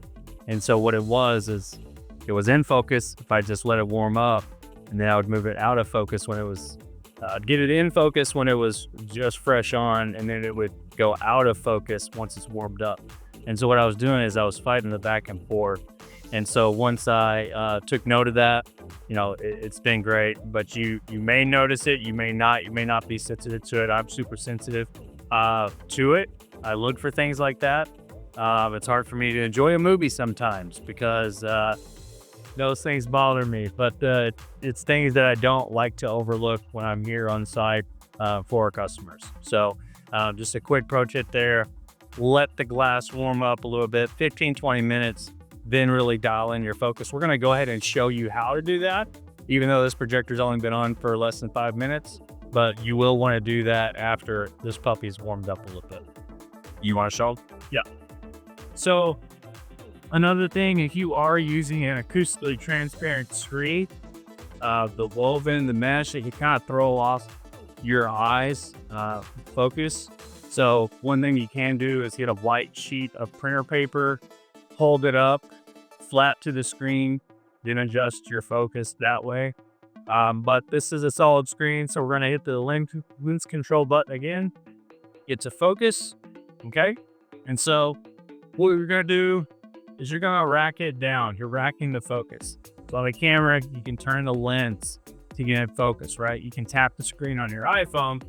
We can't do that here. So how lenses work is you're gonna get the lenses, the glass elements in the lens aligned to where everything is in focus on a vertical plane, right? If this screen was another foot back, if it was forward, you're gonna have to rack the focus to make it seem sharper.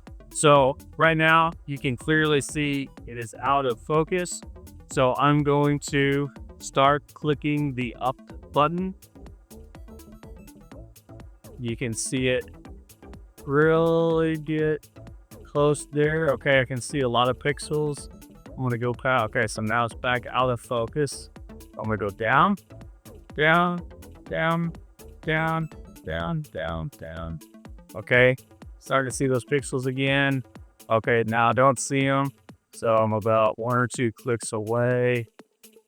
And she looks pretty spot on. So that is going to be, 80%, 90% of what I would say done in setting up this projector. One thing that we're going to do further for our customer here, again, you'll want the projector to warm up a little bit, but you're going to want to go ahead and do the panel alignment. So you're going to have a red, blue, green panels. Those need to be aligned. Or if you've ever been to a crappy movie theater and you see white text on screen, but you see a red above it and a blue below each letter, those panels are out of alignment. You need to see white text, not red, white, blue, like the American flag. So what we're going to do is you're going to go to the menu here. It is the middle sub menu. And you're going to look for pixel adjust. This is going to allow you to adjust the panels. So we're going to turn it on.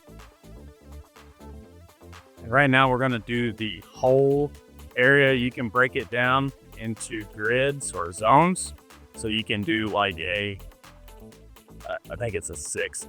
So you can have the top left, bottom left, middle top, down, top right, down right. So you can adjust it that way. And we're going to do the whole panel. We're going to adjust the red first. And again, we're going to do the pixel first. So it's got to rig up a screen like this. I'm going to get it out of lag so we can really see what we're doing here.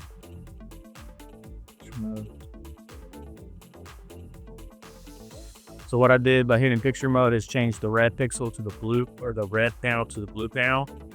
All right, so now we can clearly see. That's horrendous. Like hurt my ass. Yeah, it's hard to really focus, right? This is terrible. So what we're gonna do is we're gonna bring those blue pixels up, like so.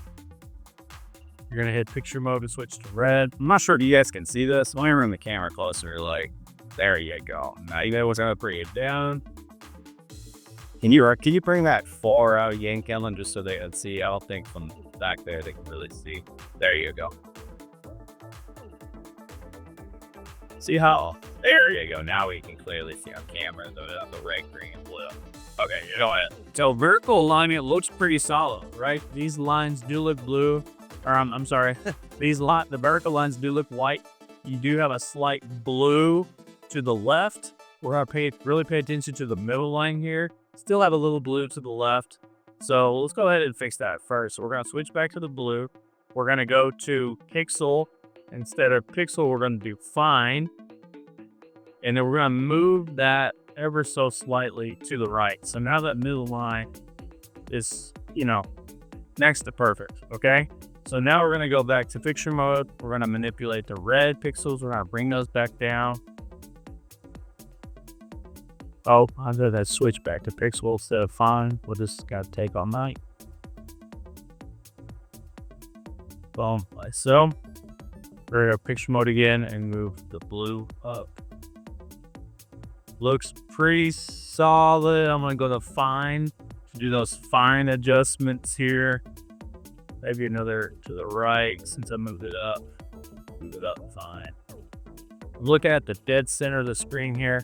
It looks pretty just tack sharp. What we're gonna do here, just go back into our focus to make sure we didn't screw up anything there. And I think we are pretty solid at that point. So now, we're ready to get the popcorn started and watch a movie. All right, check it out, guys. We got our old generation. Apologize for all the dust. This is an active job site. As you can see here, this is the NZ9, the previous generation. And the chassis on these puppies are actually identical. The NZ900 and the NZ9 literally have zero cosmetic differences. It's the same chassis. It's the same beautiful 100mm all glass lens right here. Oh, it's just stunning. Not only are these native 4K projectors, guys, but this is 8K eShift X, which is their latest iteration of eShift, and it really does work well, guys. So that's the front of the units. Take you around to the back here. See if we can. So on the back of these units, you can see we have 8K HDMIs going to both units, and wanted to give it a fair chance. Turn on this light here. All right, here we go. So as you look at the back of the unit, this is the brand new NZ900 BK. We are very, very grateful to our friends at JVC.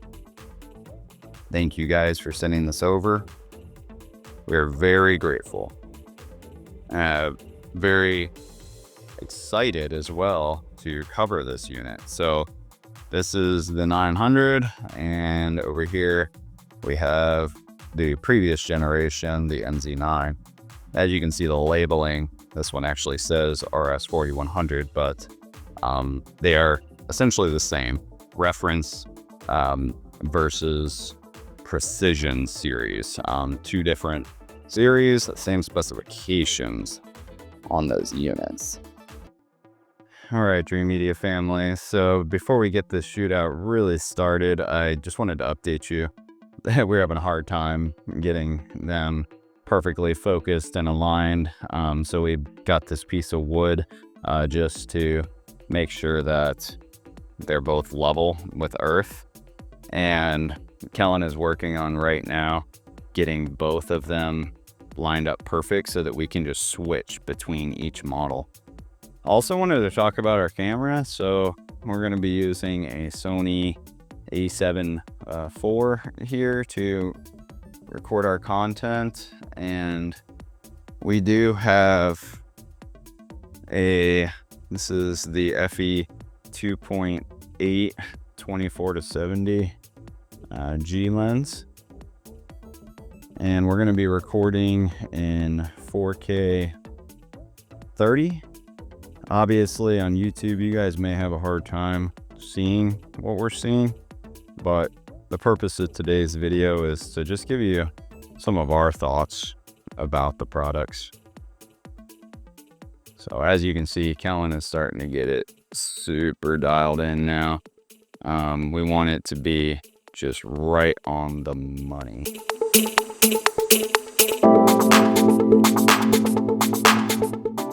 All right, guys, so we just got them roughly installed and aligned and racked the focus.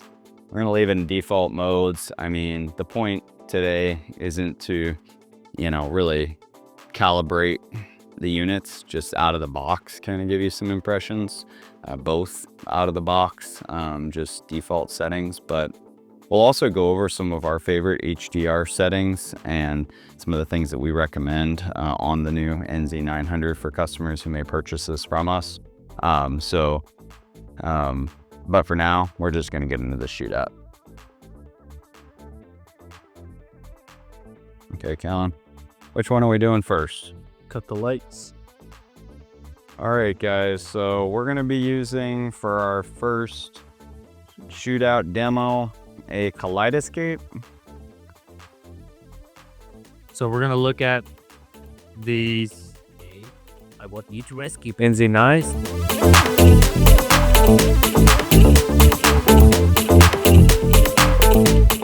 Let me make sure that these aren't still on my Mad VR settings.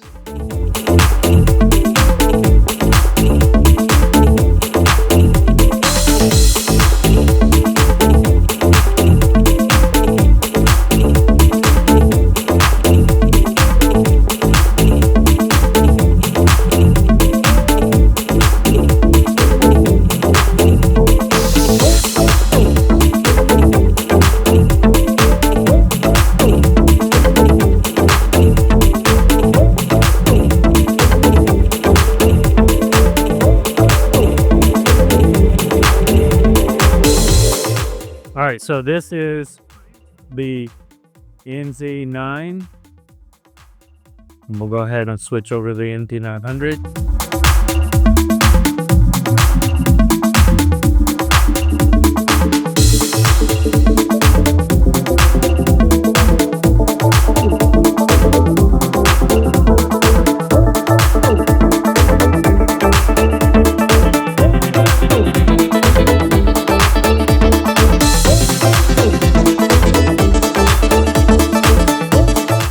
Ghostbusters, and we're displaying the JVC NZ9 right now. Now let's go over to the NZ900 Till it's noticeably brighter. The same settings. Yeah, definitely. So again, NZ9.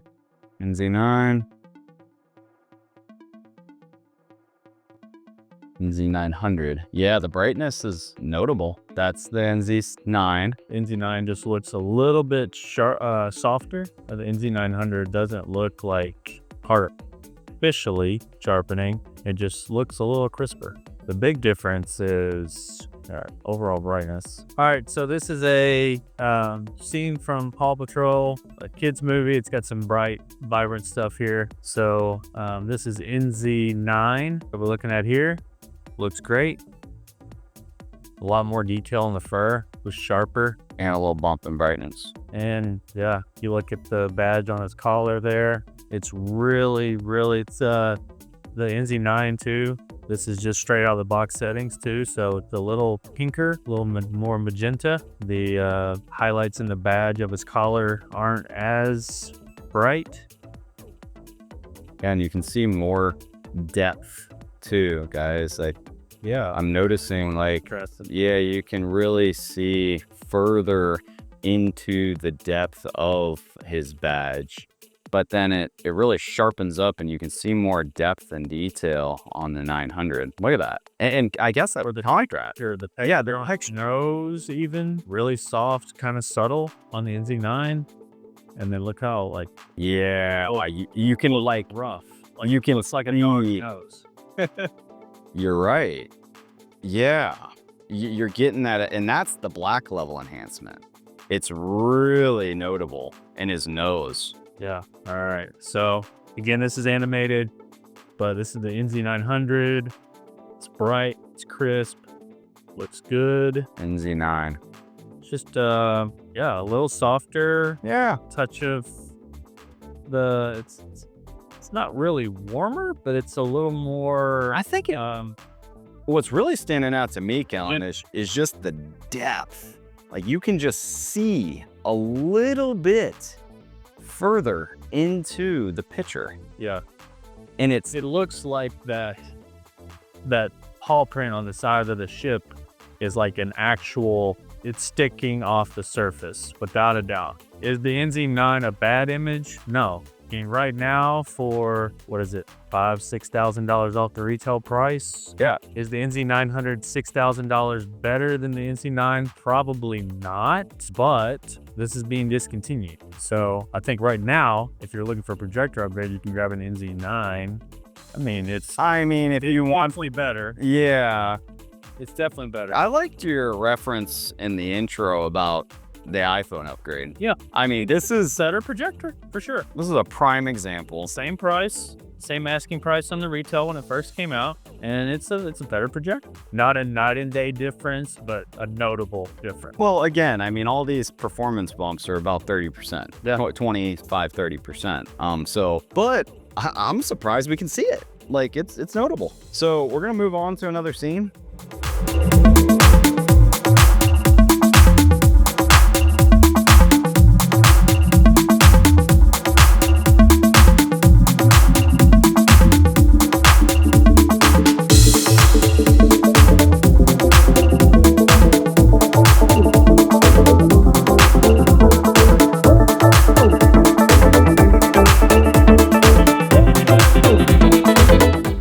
We have a 7.2.4 Focal 1000 series already installed, looking good. Projector. The new JVC NZ900 in the house. Absolutely stunning 8K picture. We've got our subs hooked up. We're kind of to the point to where we're getting close to enjoying this system. This is going to be a quick unboxing on the Strong FS series rack. This is a Dream Media top pick here, guys. We absolutely love this thing. I've been using this exact rack now for about a decade. A lot of these in the field. I'm actually going to pass it off to Kellen. Kellen's our national sales director, and he's probably sold about 10,000 of these. Maybe not 10,000. A lot of units. So he knows this thing in and out, and we'll kind of open it up and show you what's going on, as well as you can head over to our YouTube, subscribe, and see the full installation video on this beautiful project here in Nashville. Key things that I love: number one, it comes fully assembled, guys. Nothing is worse than, we've been here for a full 15-hour day yesterday. Yep. Something like that. Today, we're coming back to hook everything up. I would hate to spend 4 or 5 hours assembling a rack right now. Not fun. A lot of the cheaper racks that you're gonna see, although the cost is lower, what you find is you make up for it in time spent. With these, what you see right now, guys, it literally shits to the door just like this. Install time, you're saving big money there. Number two is the fact that everything you need to get started is already included. We got nice fans put in the top for ventilation. It's extremely important whenever you're running your audio video equipment that you ventilate it, keeping it nice and cool. Can't tell you how many times we see AVRs just smashed into a cabinet and they overheat and burn up. We want your components, all of your devices in your home, last as long as possible. Here at Dream Media, we sell things like, you know, fan kits as well as surge protection. I really like the fact that all panels are included all the way around. It's fully enclosed and it has this beautiful glass door on it. Kellen's going to demonstrate it for you in just a moment. Has shelves included. Of course, you may need specialty shelves depending on the components that you're putting in. But in addition to that, it also has these really nice wheels and casters built into the bottom that you can lock, and it just makes it really super easy to service. So Zach stated, you know, this is pretty much an all-in-one solution. We did go ahead and take the box off of this unit to help carry it up the stairs, but essentially what you see is how it arrives fully put together. Really all you have to do is tear off the cardboard. There's some punch out panels along the top and along the back there. The sides and the rear panels have latches, so they are removable. See how easy that access is, guys, when you're dressing your cables and stuff. Sometimes it's easier just to take all the panels off, which, you know, we're about to start installing it, Kellen. So maybe you just pop all the side panels off so we can take a close look at this thing. So all those panels pop right off. You can see on the back, there is a hole at the bottom of that back panel. You want to bring all your wiring in through that bottom hole at the bottom of the rack, or you can do the punch out right here at the top. It's on casters, and that's why you're able to maneuver it pretty easily. The front two are lockable, so if you want to slide this back into a space with proper ventilation, you can lock it into place if you'd like. Again, the front door here is also removable.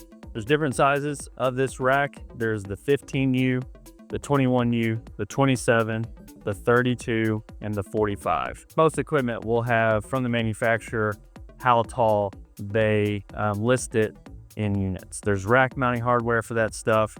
Rack mountable items will have how tall they're listed, and then you can basically add everything up. We can do that work for you as well. If you're consulting with us and building a unit, we will specifically kind of map out, you know, how much ventilation you need in between spots, you know, the surge protection that goes in there, network switches, the whole shebang. This is the 21U, so it does come with 3 2U shelves. These will hold about 30 to 35 pounds each. If you have heavier equipment, you know, large amplifiers, processors, heavy equipment, always try to source from the manufacturer. If you're buying it from us, we'll also, you know, track down the manufacturer's rack mounting hardware for those units, and or getting shelves that are adequate to hold that weight. So some of them have rear mounting points to help hold the weight. This one doesn't go all the way back, but some of the shelves that hold the heavier weights will extend further back or have extensions or rails, supports that go front to back to help hold the weight. Right here, this is Kaleidoscape. This is our best-selling #1 in the industry movie player for lossless reference level audio video. That's going to be absolutely next level for our higher end home theaters to ensure that they're not relying on streaming. You can see we have the rack mount kit on it to where it can just bolt right in. All of this stuff's custom, guys, so we can really make that rack look absolutely stunning. Back here, guys, this is our surge protector that we're going to be mounting inside of the unit. So as you can see, it's got a little digital readout of our line voltage. This actually is just like the base plate. It'll give you a voltage readout with current meters, dual USB charging, and it has an AC outlet on it, as well as a power cord for RJ45. And you're going to take the RJ45 connection to this unit over here. This is a Wattbox 600. It's a 10 outlet, 5,400 joules is how power filtration surge protection is gauged. That's basically how much it can handle if your house gets hit by lightning. What's great about these surge protectors is they have guarantees built in. So like if anything happens to your equipment, and it's connected to this unit, Wattbox will replace that equipment. 2 filters, 12 volt, 2 coax, and Ethernet. Guys, check it out. Nice little surge protector. We can put all of our components right into this thing. And then we're gonna take our display link right here, our J45 and power out to our faceplate, which is gonna live on the front of the unit. So these will actually be moved to the front to make everything aesthetically look nice.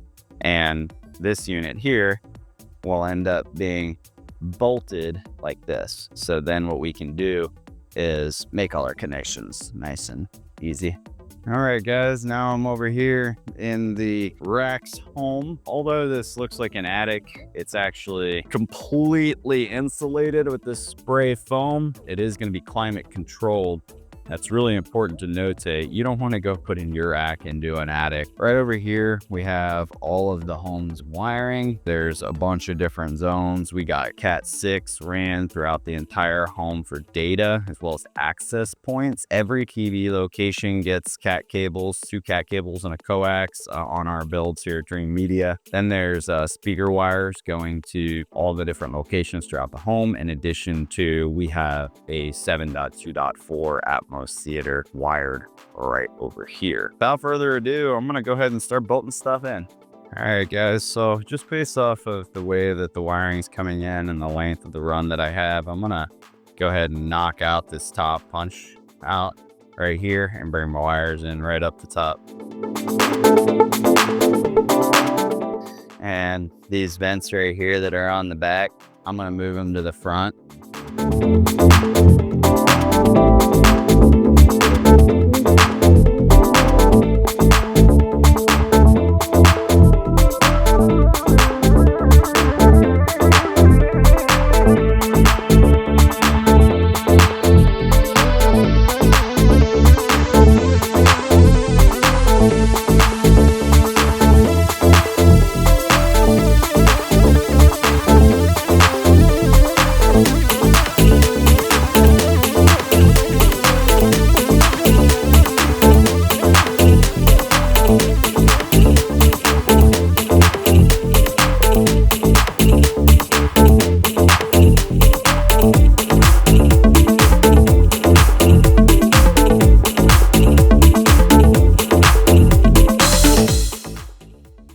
Guys, just wanted to give you an update on how this rack build's coming along.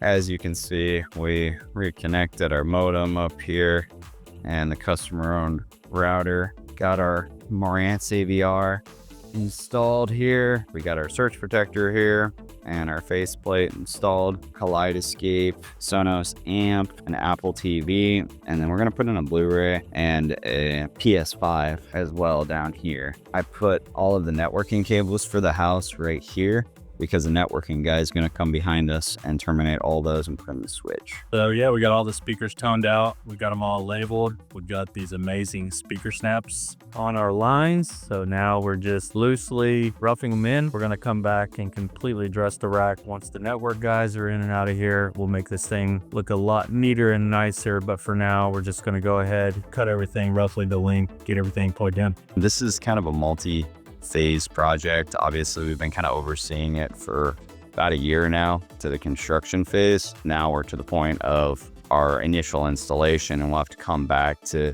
do the seating once the carpet's been replaced. He's doing new carpeting as well as once all the networking. All right, guys, so we are in here now. We have the customer still moving in a little bit, but the movie room is set up. It is functional, it sounds, and it looks great. So check this out.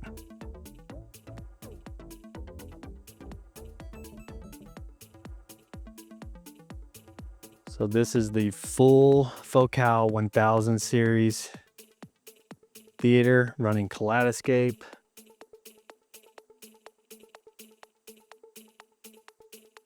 Controlling everything with Ava.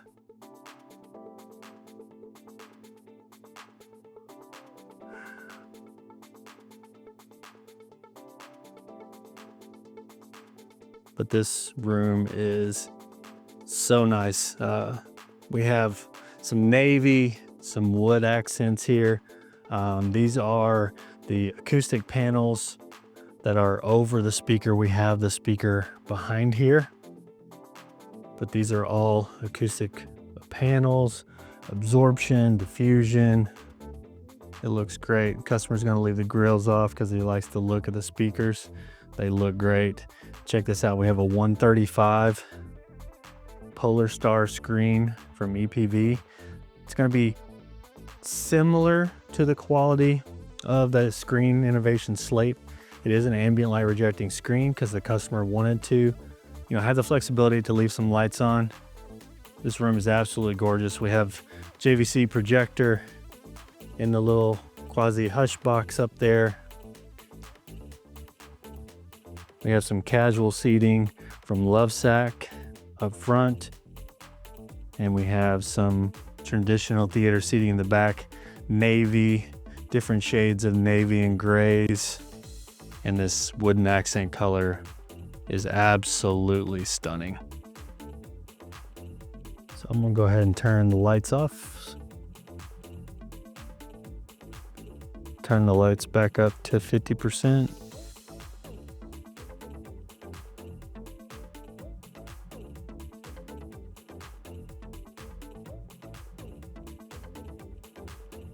All the way up, all the way down, all the way up, all the way down. Sconce is on, and this is how he's gonna watch it 99% of the time. But I'm very happy with the room. Sounds great, got everything dialed in. We have the SVS subwoofers rocking.